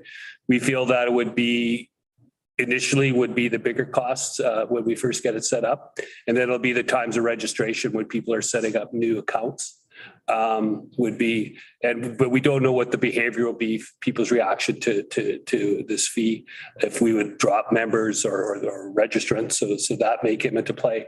So we never approached it as being like a financial benefit. We just didn't see that. Okay, because the intention was to actually recover the costs that we were subsidizing. So, and we're subsidizing for more, like, let's just take the costs. I'll go to that after. The amount that we're subsidizing exceeds 40,000 a year. From our perspective, it's well into the six figures. So I guess, how are we coming in with these numbers that are so low when we understood that we were subsidizing for a higher amount? How high will we have to charge then subsidize this? Like, are they paying only 25% of what the actual cost is to use the facility? I don't think that we're subsidizing that level. I can be honest, we never took approach of looking from a subsidization. We were just looking at the direct costs related to providing the service from a logistics standpoint. Yeah, can I jump in as well? Council used a couple things. So there is administrative cost to deliver this additional sort of administrative process that's built into it. The other thing is in the programs and membership are the only access that we can look at adding the resident fee to. There's a lot of non-members that use Service Place from Sturgeon County. We can't actually, based on the software limitations, track and then charge back additional costs on the drop-in or the membership or the admissions. And that's where there is a piece of revenue that we're not able to, I guess, recoup in terms of the resident, non-resident fees. So going forward, that also would be an option, is what you're telling me. Sorry? Going forward, like you can't do the drop-in, is what you're telling me. Based on limitations of software, we cannot do the admissions, the drop-in piece. And the idea that it costs 40,000 and that you're not going to do any online, I'm just having a difficult time because people can still prove that they live there electronically. They can do a photocopy of their driver's license or anything else to prove where they live. So when you have this timeline of deactivation of online membership creation, I think it looks to me like we're making more work than we need to achieve this goal. So working with the people from information technology and the IT staff is very well seasoned veteran of this software. I'll start off with an example with our pre-registrate resident only for swim lessons. People still do have to come and validate their residency. Once they validate their residency, then from that point on, they could do everything online. we would advance anybody that's in the system already. We would do that advance. So whether you're a resident or non-resident, we would have you in the system. It'll be for once the non-resident fee is implemented, new accounts from that point on would be the ones that have to come and verify their residency, because we have a specific geographic area, because we have Edmonton, Warrenville, than the rest, and then we have our own resident. The system doesn't automatically recognize like a postal code. It has to be done. So essentially, when you come in, we check a box, and then it's validated. What you might end up with, or what you probably would end up with, if you do it, let's call it the honor system, you would have people falsifying their address. Some examples I'm aware of, a place in British Columbia, that I have a colleague there, they have a tiered system. It's not exactly the same as here, but that's what they ended up with, people falsifying addresses. We just don't have the sophistication to, other than the way, this is where it comes into the terms of the labor, let's call it, or the expense, is that people coming in to set up that account, it takes longer to do. We usually see that around registration times. That's when people will set up their accounts so they can register. We really believe the expenses will go down as there's familiarity with the system, as well as efficiencies we might find. But that's the one, is that, even if, to your point, if you were to send in a photocopy, you're still presenting a risk of people sending in false information. We're not dealing with high numbers, but when we looked at the number of registrants, we typically would have adding that 25%, cross-referencing that with the expenses that we would incur. That's assuming that those numbers will exist. Again, 1,200 was the number when we have Fountain Park open as an example. Right now, we're probably only around 100 registrants. We have to see what that number would be in the new year, but we feel that would typically be a number, because I said most of them are swimming lessons. So anyway, we calculate it. We don't see, because if we don't get as much memberships, our expenses, we would adjust. But if we get more to adjust, but we just don't see that, to your point of covering the subsidy is a different calculation. I might add that when you look at facility fees, you have our minor sport partners have different boundaries. So you typically do have people that belong to those organizations that aren't St. Albert residents, because their boundaries are different than the municipal boundaries.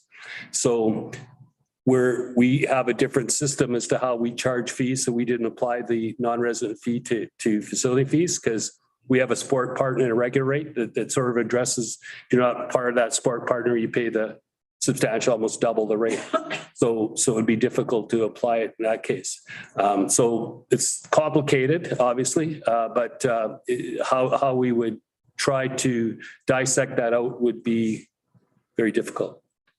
And so the additional guest service requirement for 40/20/20, that is for software or for staffing, or what is it for? Sorry, I didn't hear you. Get additional guest services.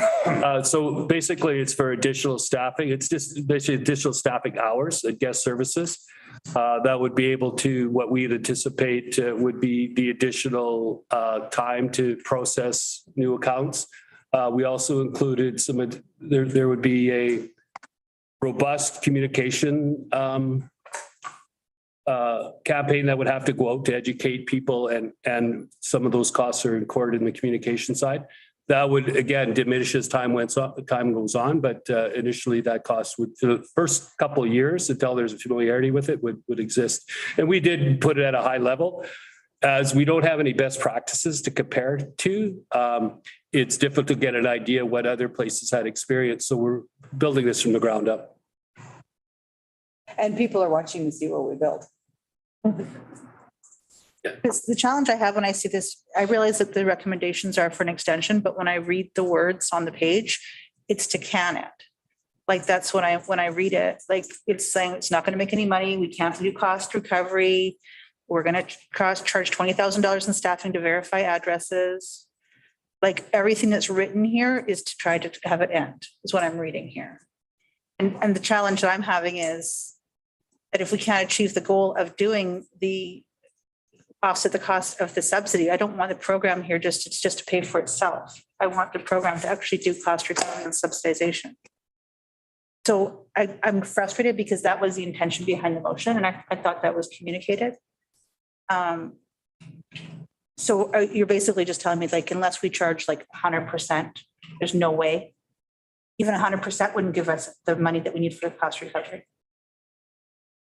So Councillor Hughes, that is looking like where the money is aligning to is that we would have to charge significantly more to recoup $500,000 in revenue. Part of it is, again, is because we can't, the numbers, and I think where you're basing the cost recovery on is based on those numbers that we shared, the data we shared, right, with Sturgeon County around all of the Sturgeon residents and what components of different programs they were involved in. And so we have some limitations where we can't actually charge for all of those components like sport partners and the day admission. So that reduces the number of opportunities we have to provide or to offer non-resident resident fees. So that is a bit of a challenge as we work through this. So staff have done in-depth analysis to try and find a way to make this work. We understand the motion and we are trying to look at what program we can provide. However, there are limitations, whether it's software or other things that just trying to be realistic as we move forward into what this program would look like if we move forward. So when Bill, you're the one who's talked to administration. In the event that this was killed, do you think that from administration's point of view, that the Sturgeon County be more receptive to talking to us? Yes, I think it would be more receptive, but I can't look you in the eye and promise you it's a magic result. And I don't even know what the make of your car is. So that's fine. But I'm just. It runs on 4 flats. Anyway. That's right. No, but so because the intention is to try to do the cost recovery. And if we can't achieve that with our current system, then we're really achieving nothing. Mm-hmm. So. Yeah, I think that the big takeaway is that those year 1, year 2, there's that cost, and then the incremental, providing there's no change in membership is not cost recovery. And how confident are we about the additional revenue in those 2 categories, about the only being 20,000 apiece? The unknown is that what the behavior. Everybody went, no drop offs. Let's just assume everybody went over our best case scenario right now. What's our best case scenario? I would say you would be in the neighborhood of breaking even. You would be a wash. Your expenses would. Would it still be 20 and 20 for the additional membership revenue program, or what's like the best? 2020, we based it on 2019 numbers. However, it's not, I don't think it's a very concrete number. It would be if obviously there's fewer memberships, fewer registrants, our expenses are adjusted according. And if there's more, but it would essentially, I didn't calculate, is there a point where we would be breaking even? Other than I think after a matter of time, our efficiencies and familiarity would come into place. And assuming we had the same number of memberships, a high number of memberships and registrants, you would be, and I say it's the direct costs, we would be above that. It's not calculating all the indirect costs. I think, Kelly, if I could correct to say that because you use 2019 numbers, that's sort of a high watermark, right? In terms of memberships. So I think that's fairly. And that was based on 75% staying in based on 2019 numbers. So I guess you're saying the best case scenario would be like the 26 type of numbers, which would be 50,000 a year. That's the best case scenario. Yeah, the things would have to align fairly positive. Okay. Got it.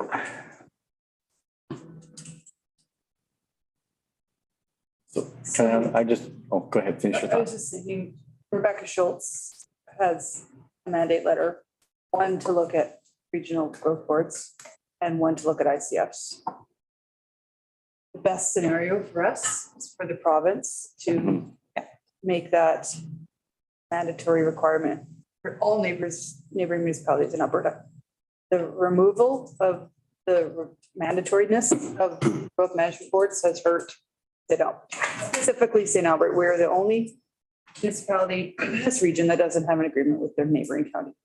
And Sturgeon should hear that. And I think they know that. But it's embarrassing. And so I think as we are all meeting with MLAs and doing our work advocacy wise, Trevor, I know knows this probably really well, that to reverse that decision and make it mandatory. If we went to arbitration, we would have had a result with the county 2 years ago, probably, Or more. and much better relationships. This has really strained our relationship more than anything that we've done.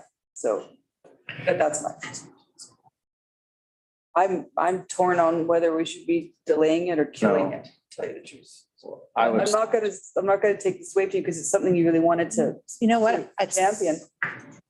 If the implementation is not feasible, then what are we doing? Is where I'm at. And I think that it could be done differently, but I also can't make you guys do something differently. So I mean, based on how administration's planning to and implement this, this is where I'm at. Is a third option to just stop work on this right now and give Bill some time to work with the county, like not rescind, but just stop all work on it. Because even if we delay it, you're still going to be working on it, right?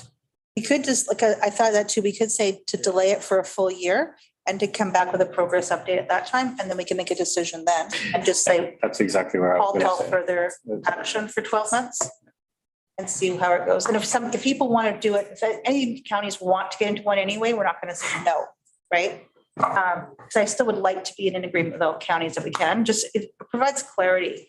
People don't understand how much we provide as far as services go, and they go, well, we have an arena too. And I'm like, okay, but we have a lot more than an arena that we are providing and people use, and we welcome their usage. But we just want to make sure that we can afford to provide it for everybody. I was just gonna comment on that last bit, so I don't know whether you want to get into comments. So Bill, what a motion look like? Just I mean, I guess I can wait and debate it, but yeah. What do you want to do? But I don't think delaying it a year, because that just gives them another timeline that they go to, and they choose not to engage because they know that we've already got a self-imposed 1 year.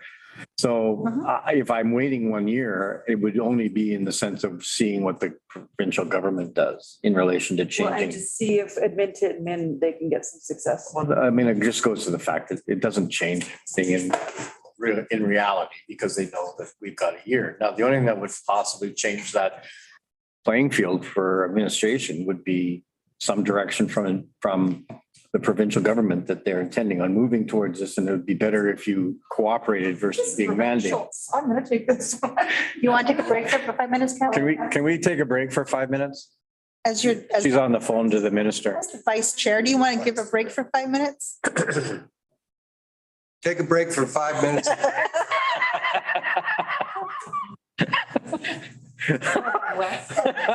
Slip right in the roll. Kelly?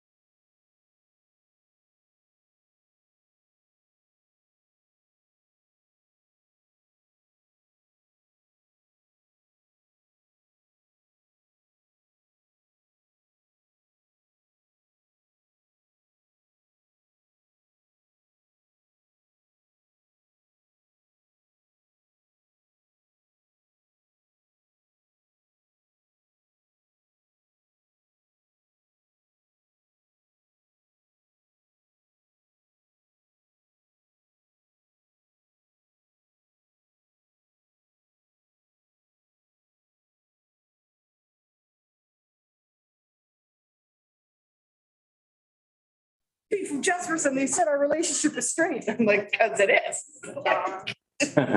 Don't have any illusions, or that's because we get along, that it's working perfectly, so. It's who's or who are we saying? Okay. I'm gonna figure out what the hell we're gonna do for this motion. I am working on some. Okay, perfect. Can I steal a charging cable? So bring extras? I feel better suspending and time and just saying, you know what, we're hearing that it would improve relationships. So if you talk to, here's what we should One do. to keep in this room. If we were to delay it, Drew legs. you You go know what? talk I with mine them in here, and so I say, never if use we it. pull it, will you want to talk with us for real? And if they say that they'll pull it, that they will, then we come back and say, let's just quash it right now.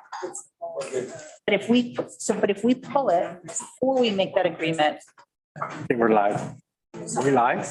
are we live right now? Yeah. Really? Yeah. Yeah, we Go are. live. When the mayor came back in. Lovely. But, you know, Counselor, I think absolutely, right? I mean, in terms of the discussion, we can absolutely. I want people at the table.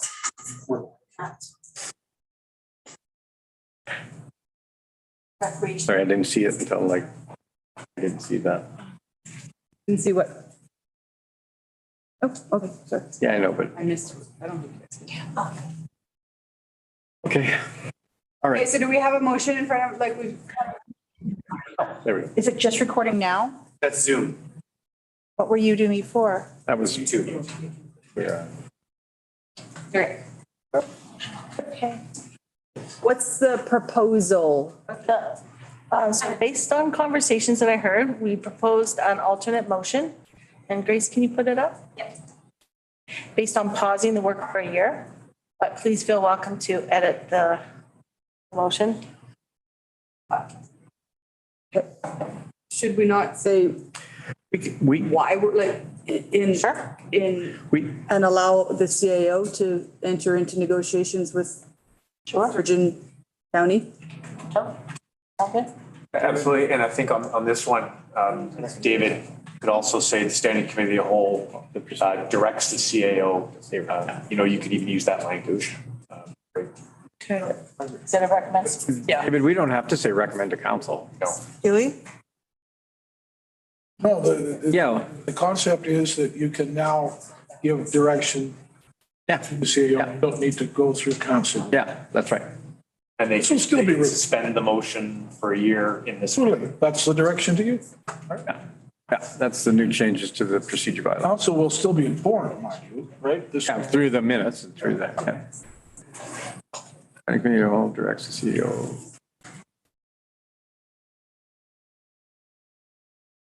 We don't need recommend in We there. need council. Our procedure bylaw has changed. Oh, sorry. Sorry about that. We want to put. Just say that the CAO be. County in here, like CAO be directed, et cetera. specific about the county, about like Yes. recreation agreements and I'm not sure what from the county or. I thought recreation agreements would include the ICFs, or whatever agreements we continue to work on with our regional partners. Or do you want it specific to Sturgeon? Take the motions off. What I would like to see is if there is movement on with Sturgeon County prior to January. We'll come. That can come back sooner, because you have it in January 2024, and if there's something that would be an impetus to have us discuss it prior to that, I don't want to sit on it. I would say by January. No later than. Aye. But absolutely, Counselor, if something happened prior to that timeline, we would bring it. So waiting for a deadline. Okay. Aye, perfect. I can bring that forward if you want, Kathy, this is my problem. Yeah. Is there anything else anybody wants to put here before I read it? Les, I'm looking at you. So we're not actually telling them to go and. That's actually, yeah. No, I was just saying that we probably need to put in the amendment negotiation. Yeah, yeah. So- And then we actually have it on record somewhere that you guys, that you have been. Power to Yeah. discuss. Exactly, yeah. And I would say work on the implementation of non-residential user fees. Because, Yeah, that's fair. right, On the- we're just on pause. Yeah. Right there. Right there, yeah. You should know. It's a long word, but you can do it. There you go.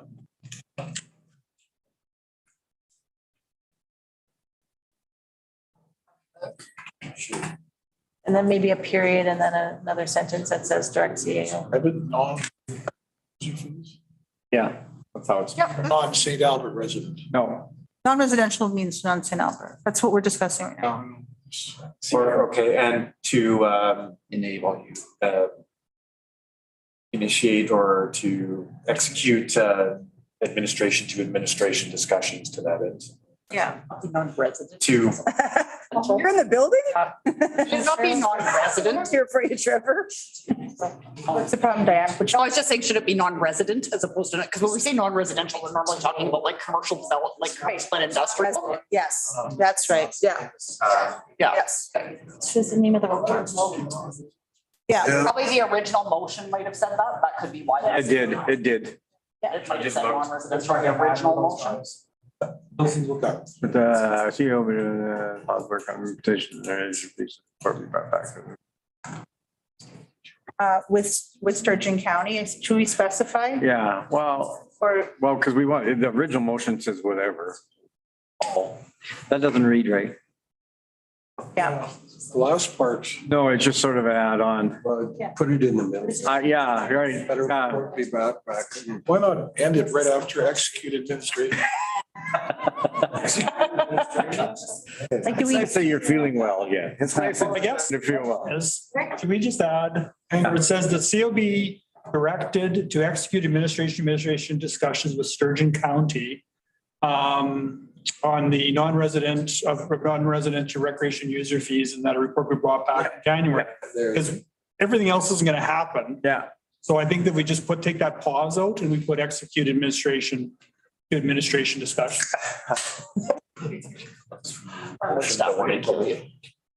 Yeah, it takes us out of that. Okay, so here's the deal. I don't even know if we need to have the report back on by Jan 2024, if you're going to give us our reports back as they become relevant. You know what I'm saying? If we're just putting a pause on it and then.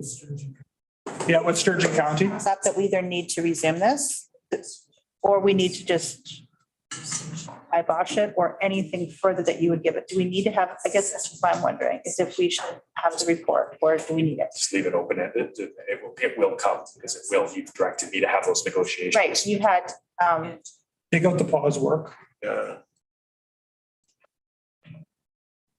well, right now, we still have a deadline of expecting it to be enacted by April 1st. So we need to specifically say that if we're not doing it, that that we are pausing it.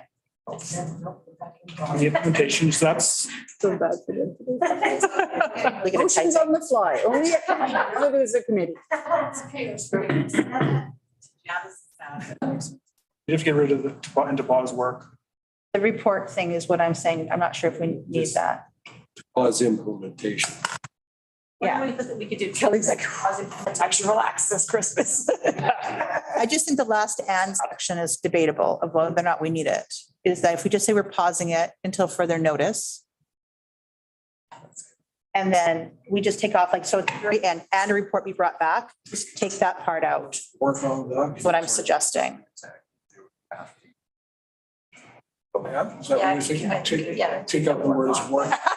We should go around the table, add one word to the. That's right. I move that. And cooks in their kitchen. Yeah. Pause. And the CO should probably not be executing administration.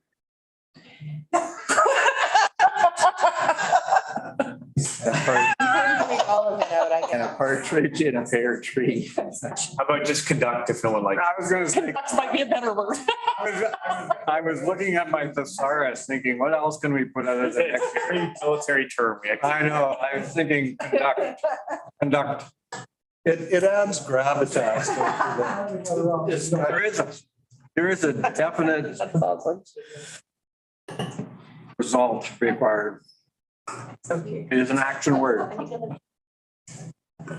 Definitive. Okay, so just execute discussions with Sturgeon County administration. Yeah, Sturgeon County Administration. You got so good at writing administration, you can get one more time.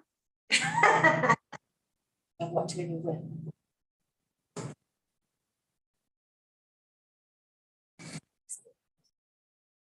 The CEO be directed to conduct discussions with administration. No, it's Sturgeon County Administration. There you go. And then the to administration of Sturgeon County. Yeah. Short and sweet. Until further notice. At the end? Yeah, until further notice. That way it's clarified that you. Great. That's wrong. Teamwork. Okay, That's wrong. okay. I feel okay about that. How do you feel, Wes? You feel good about that? Yeah, I mean, that's the intent of what we're trying to. That's what we're trying to accomplish. Trying to get to an agreement. That's right. We just wrote War and Peace, deleted 3 times and rewrote it, but we're there. There you go. Okay, but the CAO be directed to conduct discussions with Sturgeon County Administration on the ICF. Yeah. Otherwise, we're just talking about how- Cost sharing agreement. Cost sharing, cost sharing agreement. cost sharing agreement, ICF cost sharing agreement. on a cost sharing agreement. It's good time. We were there to see how you do it. So who's typing this in? Who's talking? Sturgeon County Administration insert. Yeah. Recreation cost sharing agreement. No matter how much money we recover, they'll never pay for this discussion. We lost internet, so I have it in there. It says that the CEO be directed to conduct discussions with Sturgeon County Administration on a cost sharing agreement and cost recreation agreement. Did we lose Shelley then? Shelley's there. She's probably wishing she was. Maybe unshare and reshare. And we just see lots of you, Shelley. Reboot. The motions were getting too complicated. It crashed. Oh, you crashed Word. I see 6 of her already. But of course, it's. just need to stand in there. I was like, no. Boy, David. Okay, Mine too. okay, there it goes. Recreation cost sharing. Yeah, my costs, yeah. And then get rid of the other cost.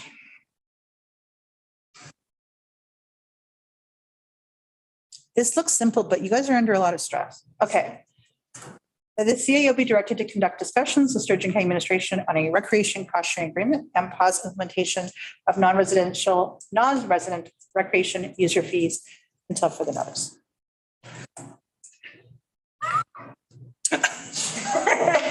I'm not saying nothing. Really? You're just busy eating trail mix. 5 minutes for debate. I don't Do need. you want me to talk on this, Shell? I want to say something though, if I can. Yeah. And that is this, Motion. that Sturgeon County, we're doing this in part to try to build relationships with Sturgeon County, to let them know that we are still prepared to put this forward if necessary. And I think that in the event that we do move it forward, I'd like to see a different type of system implemented. I'd like to see a research done to how we could do this for less and not just cost recovery administrative costs. So in the event that the non-residential user fees are re-implemented, I don't want to come back and say $40,000 net even, okay? But I would like to, in good faith, put this on the table, off the table, to have it not be hanging over someone's head in negotiations, but we can hopefully come to some sort of agreement. And so this is with the intention of CAO to CAO and coming back and talking to both councils, trying to find out some way that we can work together to find this ICF. And just recognize the fact that we are the only ones in the region that don't have an ICF with Sturgeon County, and that we would like one.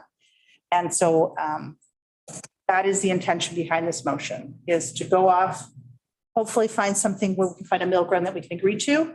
But in the event that we cannot, that we are prepared to do the user fees, and we will simply have to look at different ways to implement it than what's currently been discussed. That's it. All right, anyone else on debate? Oh, go ahead, Wes.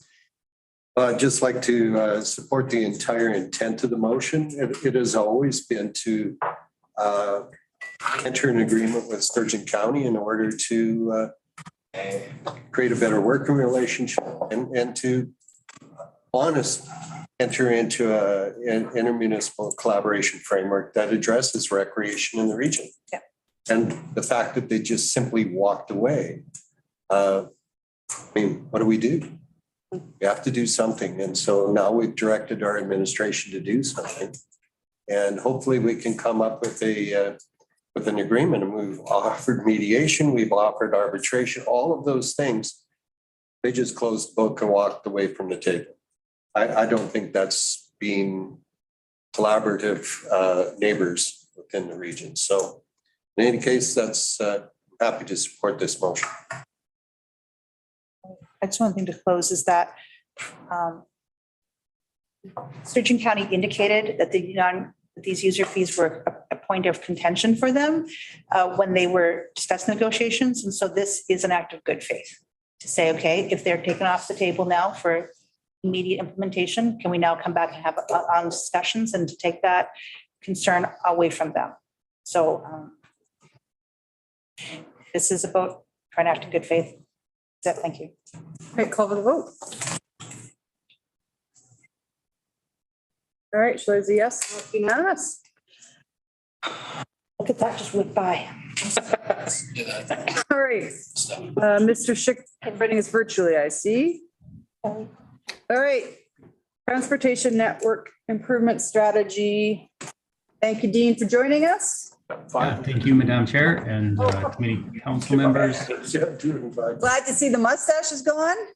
A lot of people are. Yeah, what little was there. But, it was hard to see on the best of times, let alone now. So. Especially when you were on a wooden horse in your backyard, that was the best. It went all to a good cause. So willing to put our self-esteem on risk for that good movement there. So, but thanks everyone for joining today's meeting. And today we'll be presenting on the TNIS. With me is Ms. Monique Bouldry and Kent Auckland, who will be doing the presentation as associated engineering representatives who delivered on the project. And then as a quick oversight on the project, this is a joint program that was a project that was completed by this administration from City of St. Albert with Sturgeon County, looking at a variety of different capital improvements for our transportation network that would essentially equate the benefit in both jurisdictions and have impact for improved mobility between the two agencies. And in terms of the recommendations from administration, what we're essentially suggesting is that the document be accepted as information, to which administration will move forward with future planning considerations of our own internal jurisdiction and regional transportation planning documents and improvements in capital planning. So with that, for the overview of the project and the outcomes, I'll pass it over to Monique, who will do the presentation.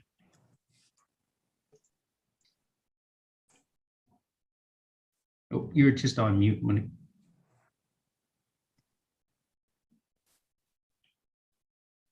Still kind of here. Uh-oh.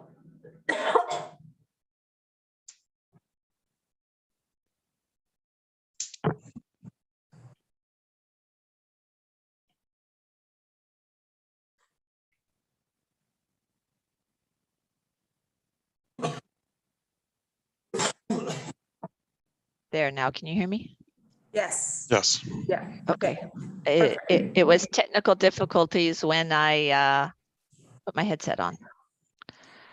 Okay, now sharing my screen. Let's get back to that. Got too many things open.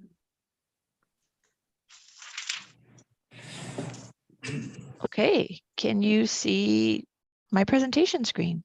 Yes, we can. Great. Terrific.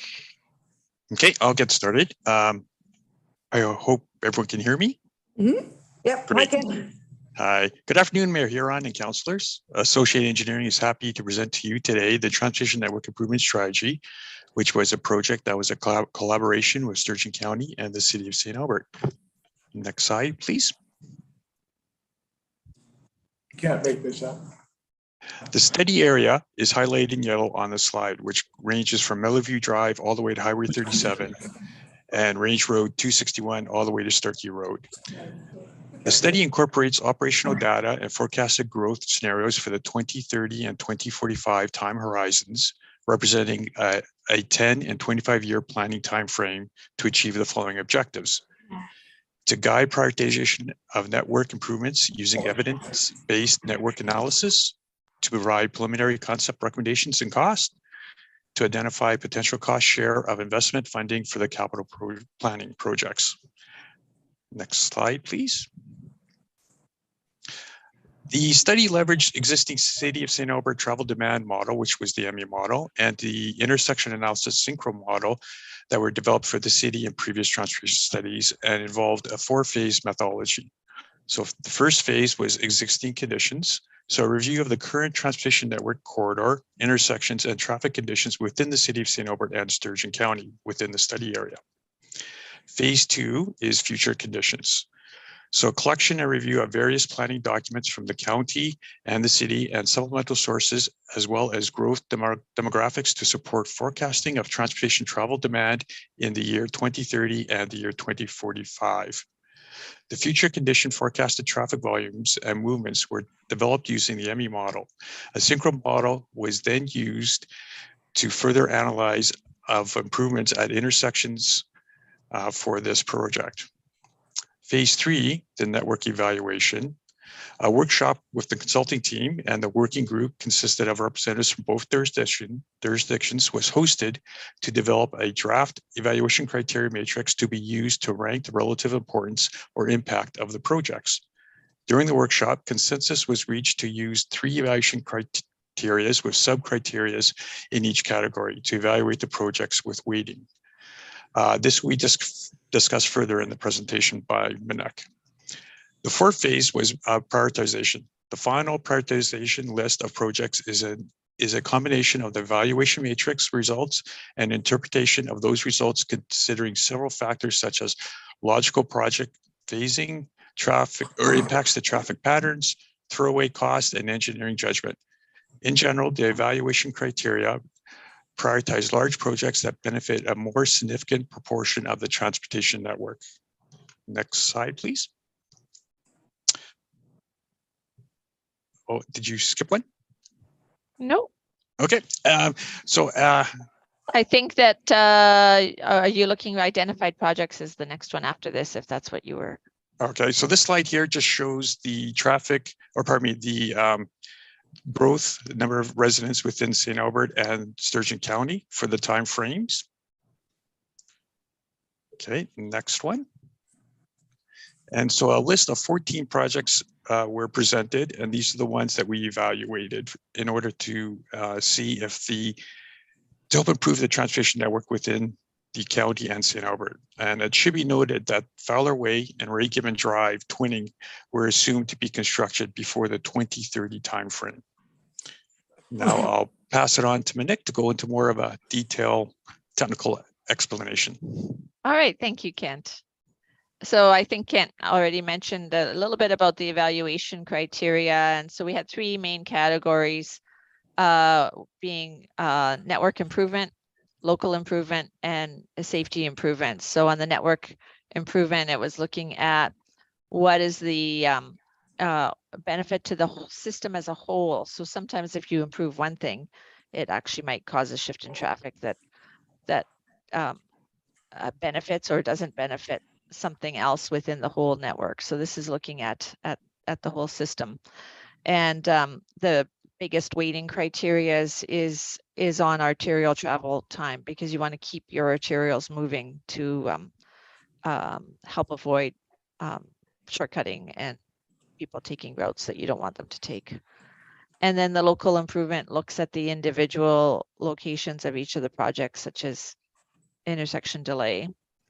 And it's also important to consider other things that are going on and what are the opportunities to coordinate this project with it might be with development construction or other construction works, or maybe it's with a pavement rehabilitation at the same time.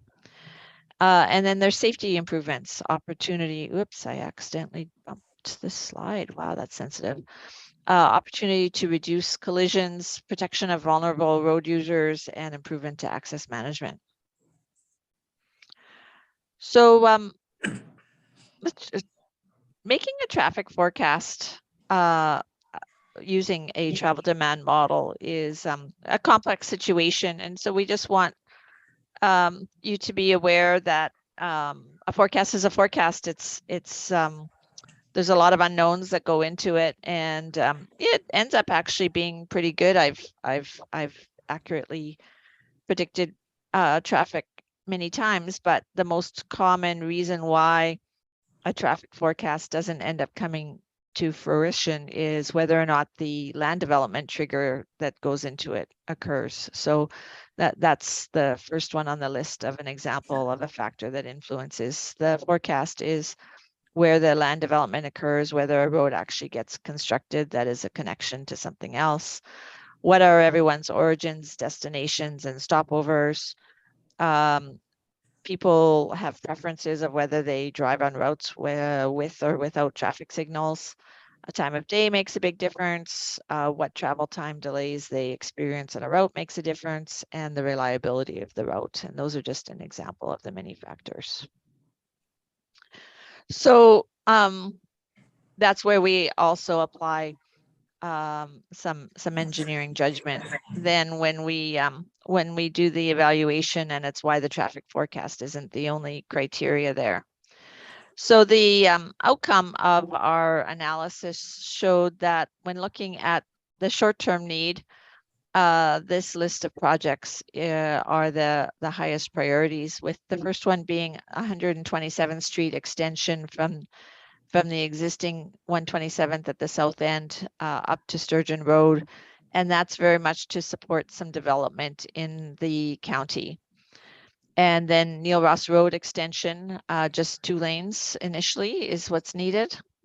And then the next 2 are interchanges at Ray Gibbon Drive. And, even though it says that is a priority here, it really is to make sure that you've got the property allocation. I understand that major intersection upgrades are ending up to occur first, and it's not unusual for a municipality to have to live without a very expensive improvement because it realistically can't be funded at the same time. And so it's important to continue to plan for interchanges and protect the property for them. And then next is a signalization or roundabout at Bellerose Drive and Starkey Road, the Campbell Street extension to Poundmaker Road, and then the extension of Poundmaker Road to 127th Street. Looking beyond to 2030 to our long-term planning horizon to 2045, the rest of 127th is the first thing on the list. The extension of Ray Gibbon Drive north to Highway 2, then some intersection improvements at Highway 37 and the Highway 2 ramps, improvements of the Starkey Road roundabout, the Caravo Avenue extension existing to 127th, and then some major intersection improvements at Highway 37 and Highway 28. And then lastly, signalization and improvements at Sir Winston Churchill and Poundmaker Road. So when we look at what are the project timelines and triggers, the timing of roadway improvements are based on specific triggers for each project. And so certainly the timing of land development is critical. Looking at the forecast of traffic delays, the regional growth rate, and the technical feasibility and affordability, and as we discussed about the interchange plans.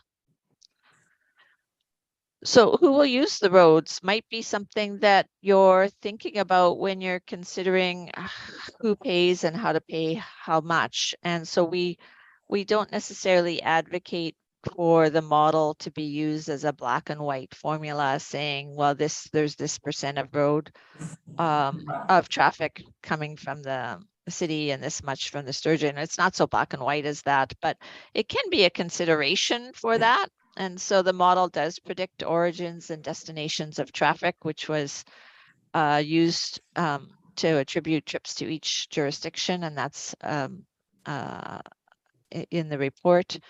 And also the model uses only the PM peak hour average from 3:30 PM to 6:30 PM because that's when the most critical volumes for planning the major road improvements. Whereas your who's using the roads will vary throughout the time of day and even whether it's a weekday or a weekend. So you want to be careful if you end up deciding to use any of the modeling for that purpose. And so then here's a summary of what are the recommended next steps to achieve the 2030 construction. We note that these are the technical recommendations. And so things like land acquisition can be outcomes of this. So for example, after the preliminary engineering is done for 127th Street, you could make sure that the land acquisition or the land needs are protected. It doesn't have to necessarily be land acquisition. It could be through your official community plans and so forth. And that might be something that you want to think about in the future or that Dean can further elaborate on. And that's it. So does anyone have any questions? And now I've got to figure out how to get my screen to show the people so I can look at everyone as they're talking. Zoom drives me crazy that way. It's like, where are you guys?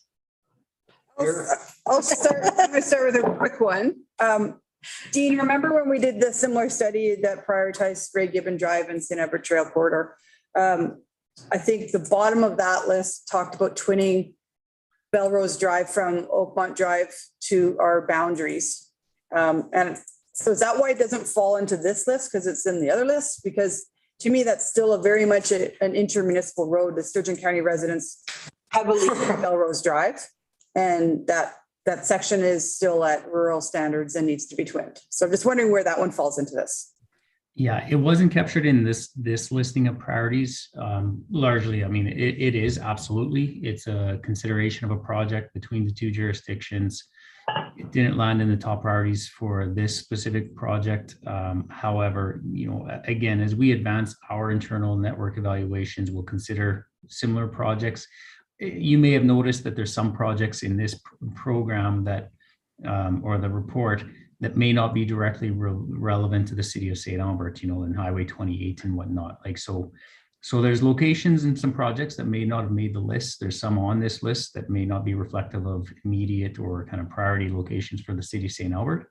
But we'll take into account some of the outputs in ours as we update our next iteration of our internet network improvement strategies. We're coming to a point where we've largely completed or are in process of advancing the top 10 priorities listed in that 2018 report for the city of St. Albert. So, you know, as we advance in 2024 or future considerations as an update, we'll be looking at projects like Belrose, Sir Winston Churchill widening, as well as other corridors. As long as it's not lost, because I think that one's important. That's correct. Yes. Well, thank you, Dean, for those comments. That answered a couple of questions I had. But my other question relates to Ray Gibbon Drive. My understanding was that eventually it's supposed to be Highway 2 and take over from St. Albert Trail. In your consideration of these projects, where does your interaction with the province come in? So a lot of the regional relevant projects will align to the Edmonton region, Edmonton Metropolitan Regional priorities as well. Ray Gibbon Drive, as a specific example, is on that IRTMP list as well, in a planning kind of functional relevance right now for delivery and possible advancement to design. Not high on the regional priority right now, but you know, again, it's all aligned. Those types of projects, 127th Street, Ray Gibbon Drive, they all align to the regional. And so this gives us the opportunity that as projects like that advance in priority at the regional level, it gives us that direct communication with the province to discuss the relevance, as we did in the past in 2018, 2019, advocating and kind of working with the province to deliver the improvements to Ray Gibbon Drive. so too will those types of projects with the extension and advancement of extending it to Highway 2. Okay, so what you've put together, and I like the update to be sure, gives us a picture of what's in the plan. How do you communicate this to the province? Do they get this plan or how does that work? Not so much direct like this plan. We have it on file, and again, it'll be used as information to advance to next steps and in terms of our prioritization. I think there is a regional working group that will be prioritizing. They've shifted. It was scheduled annually to prioritize regional network improvements. They've recently just changed that to be kind of every second year. We'll be looking at, as a working group, prioritizing the regional corridor improvements. So that's one more scheduled and direct opportunity to have our feedback, be part of that working group, have it documented in terms of regional planning and whatnot. And then we also have this opportunity that we're already collaborating very well with Ray-Gibbon Drive in the improvements. We have a direct link and have a very good relationship with the province and their administration in terms of our network improvements and opportunities. And so we have that, I guess, going for the city of St. Albert in regards to our working relationships, our direct working relationships with provincial representatives as well.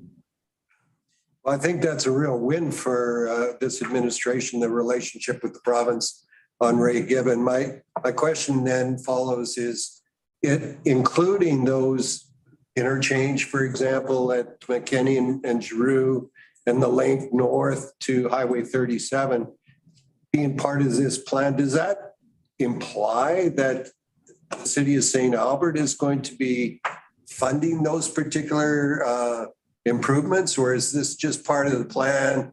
And oh, by the way, provinces is still part of your gig here too?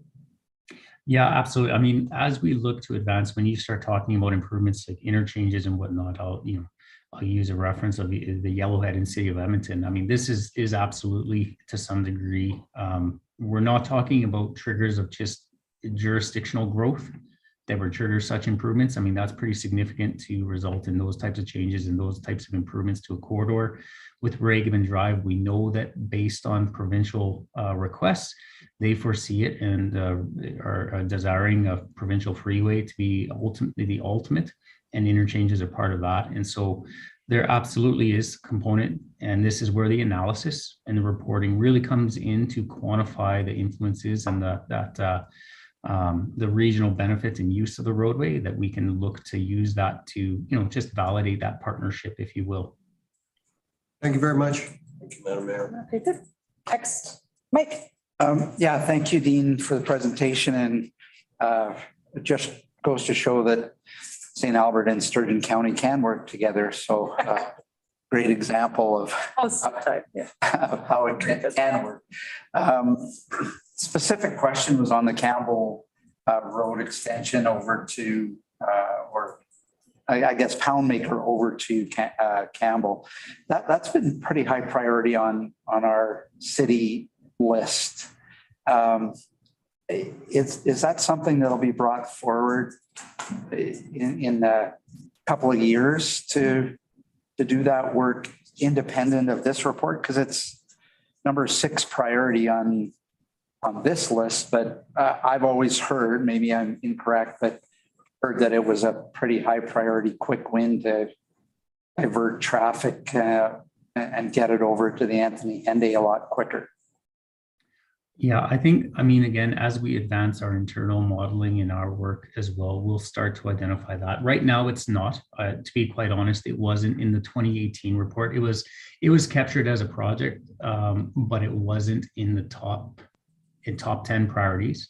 And so again, that effort and emphasis from 2018 to where we are today has largely been to deliver the improvements of North St. Albert Trail, Ray-Gibbon Drive, start to advance Fowler Way, Neil Ross, those areas. And so a project like Campbell and future considerations, I mean, Poundmaker itself is a corridor that exists and largely would just need some, urbanization and improvements to the structure of the road itself to accommodate the volume and growth. But Campbell is a physical extension and development and construction of a new roadway. So right, I don't, off the top of my head, I would never say never, but I don't foresee it coming in the short term, which I would deem as the 1 to 3 year mark. But it would be coming in the pipe and starting to be identified in likely future 10-year capital plans. Okay, thank you. It would be nice to get it done sooner rather than later. I'm looking at it right here, before the development gets closer. Honestly, Yeah. just to avoid any of the negativity from neighbors, like just get the road built so they know when they build their house, there's a road here. So.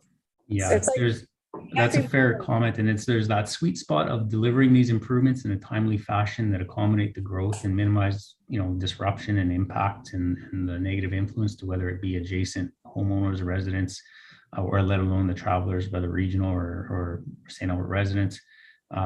It's that fine line, and we're a network right now that have substantial corridor improvements in process. So there's that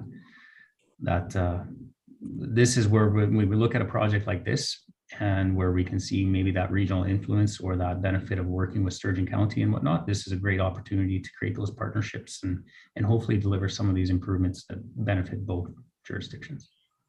Can't be more than 200 to 250 meters to connect those two roads. Like, it's really short, but anyway. Yeah. Probably costs a fortune.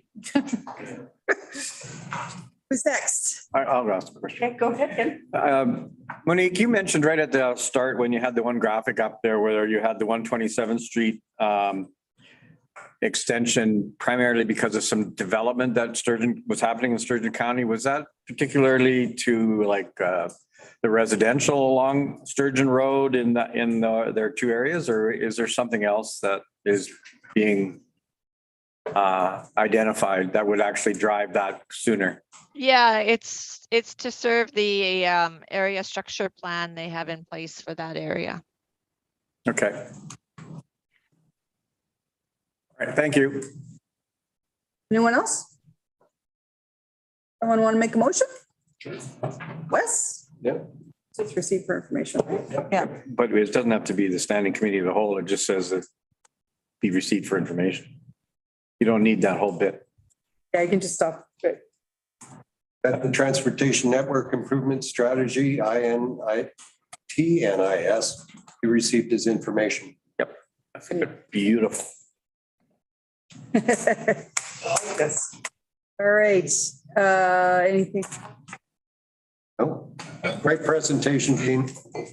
And Thanks so much, Monique and Kent. And Yes, thank you. And it's very much like Mike said, we work really well with the county on many, many things. I think that needs to be said more than once. So, yeah, good work. All right, call for the vote. Ali is a yes.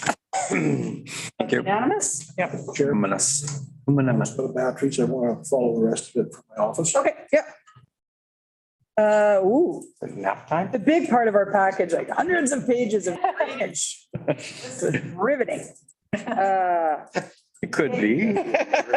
Hey. We got Michaela. There we go. How are you? I'm good. How are you? Good. Do you have a screen to share with us? I do. Oops. Let me find it. Should be the one. Okay.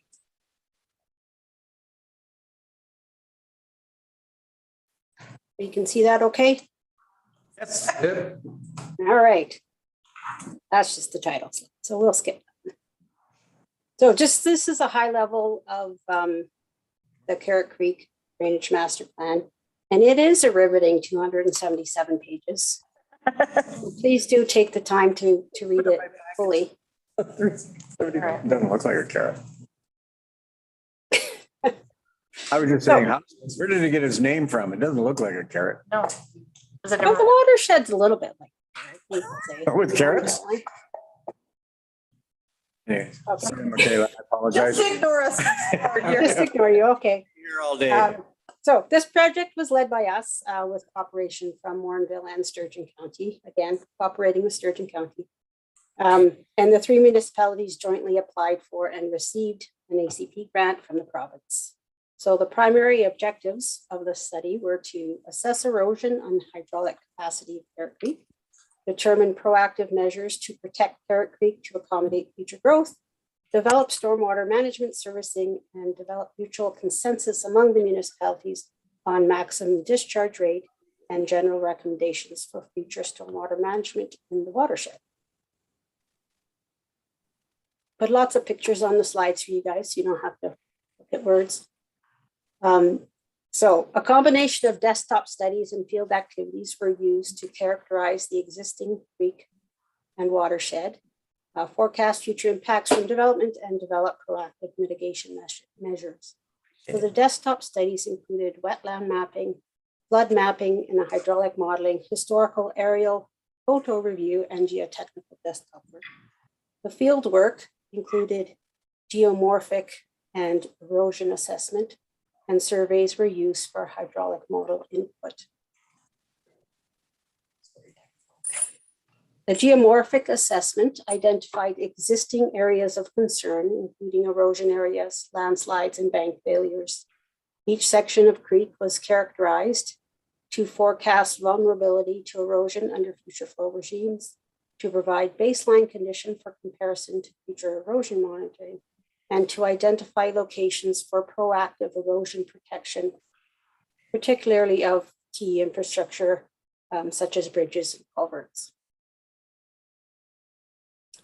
The hydrology work included a statistical analysis of measured flow data from the Environment Canada gauge and estimated the 1 in 100 year unit area release rate. You'll see that UARR in a few places of 2.55 liters per second per hectare. And that analysis was confirmed with a different type of analysis called regional frequency analysis, which compares similar watersheds near Carrot Creek to the Carrot Creek watershed.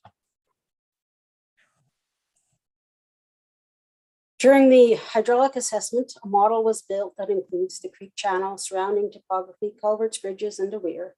And then mapping of the 1 in 100 year flood extents was conducted for identifying hydraulic constraints along the creek and for future development planning.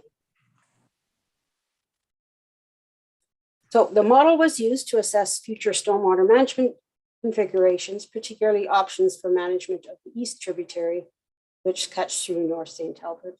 4 options were investigated, each with 3 sub-options, and the recommended option is 4B, which will be outlined next.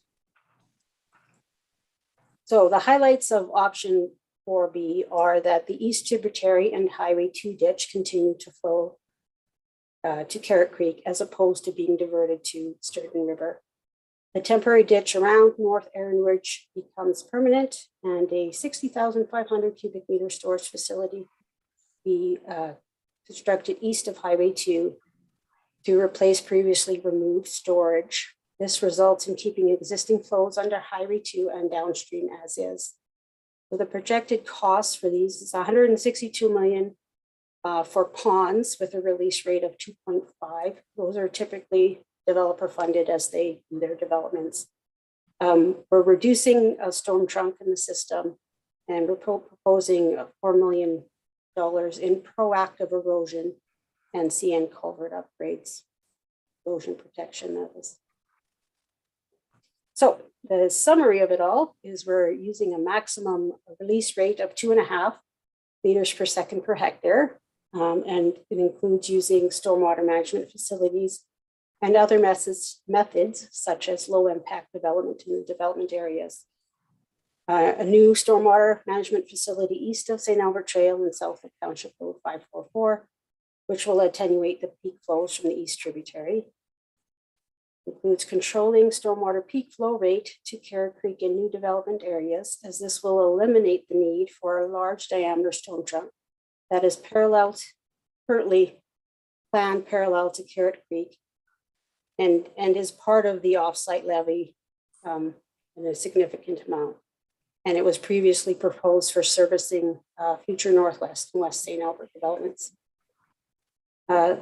The three municipalities will endeavor to work together on any enhancements or protective measures that may be required, mostly erosion control, and based on the recommendations in the master plan. We need to preserve the natural wetlands and depression storage throughout the watershed wherever possible, and the riparian health and water quality of Carrot Creek shall be maintained as future development proceeds. We do this by maintaining a riparian area along the creek, both in agricultural and urban areas. Protection of the riparian area will promote good water quality and ecosystem health. So our few next steps, final signed report is to the stakeholders and already in circulation. And I just got word this morning that we got the signatures on the consensus agreement, which means we can move to the next step, which is obtaining our Water Act fence line approval from Alberta Environment and Protected Areas. And that approval is based on the report and the consensus agreement. And then we will do the update to the offsite levy as usual in Q1 of 2023 to take out that storm trunk that we don't need anymore. And then I have my recommendation, and I guess we can take part of that out now, just to receive this as information. And then questions if you have any. Yeah, I got one here. Well, that was pretty technical.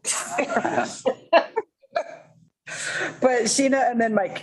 So just to cut to the chase scene, what you're telling us is that one of the infrastructure items that we thought we needed for offsite levies, we no longer require after evaluation, and we'll be reducing the offsite levies accordingly. Is that what I'm hearing? Yes. That's excellent. Okay, well summarized. Thank you. Mike. Yeah, I read every page of the report over the weekend, so. Yeah. But I just want to make sure that that I understand it. I mean, putting in these stormwater ponds, giving us that nice moderated flow of water at 0.5 into Carrot Creek, which then goes into Big Lake, and then Sturgeon keeps everything flowing nicely. My fear originally was when we had the storm trunk in there that it was going to be this big surge of water, and then but the new plan is a more smooth release of water that maintains Carrot Creek, the riparian areas, the wetlands, and really maintains that natural environment. That's really what we're Yes. achieving here as well. You did read Yes. it.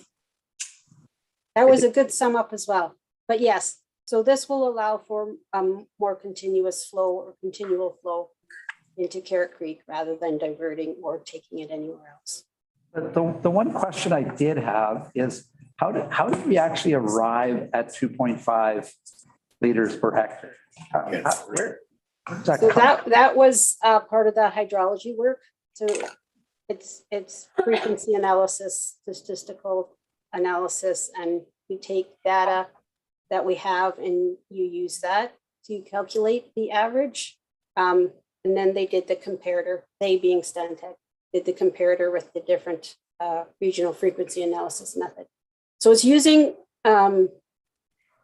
actual data, the Environment Canada data, and then I don't want to get into the technical. You do the analysis, you do the engineering, and it really is taking the maximum flow that they got from the Environment Canada data.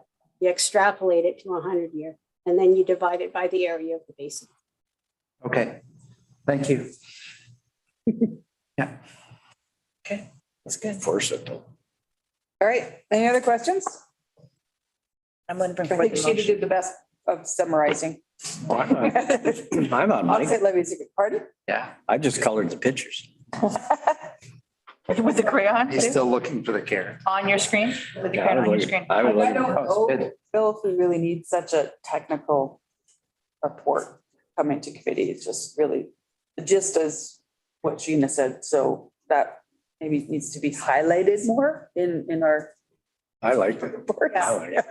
But it was good. Yeah, you can feel free to dumb it down for us. I think in this, because the joint Yes. search Yeah. had round Okay. we essentially said the same thing. That's exactly right. This is a little off, but Michaela, what do you, Are you an engineer? And I'm not questioning your qualifications. I'm just trying to figure out who does this kind of work, because it's so detailed.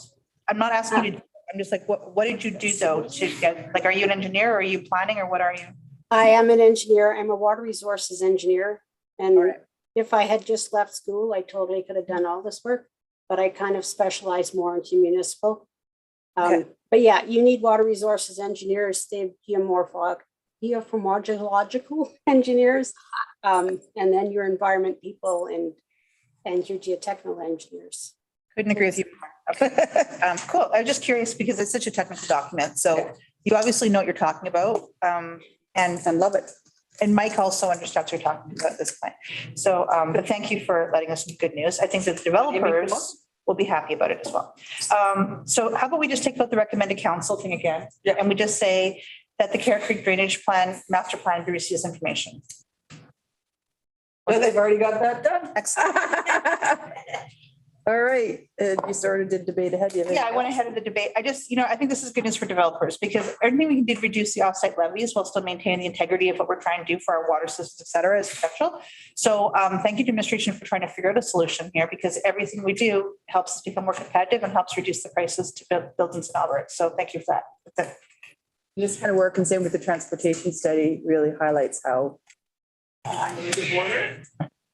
we're interconnected, right? Water just drains right across the border. And again, to Spurgeon County, this is us working together and, looking forward to doing it. All the water drains into St. Albert. Over the vote. We've lost it. That's a unanimous vote. And I'm going to adjourn our 5-hour committee of the whole. What was the prediction? I thought 3, so we're 3 o'clock. We are ahead. All right. Good use of committee time. Yeah.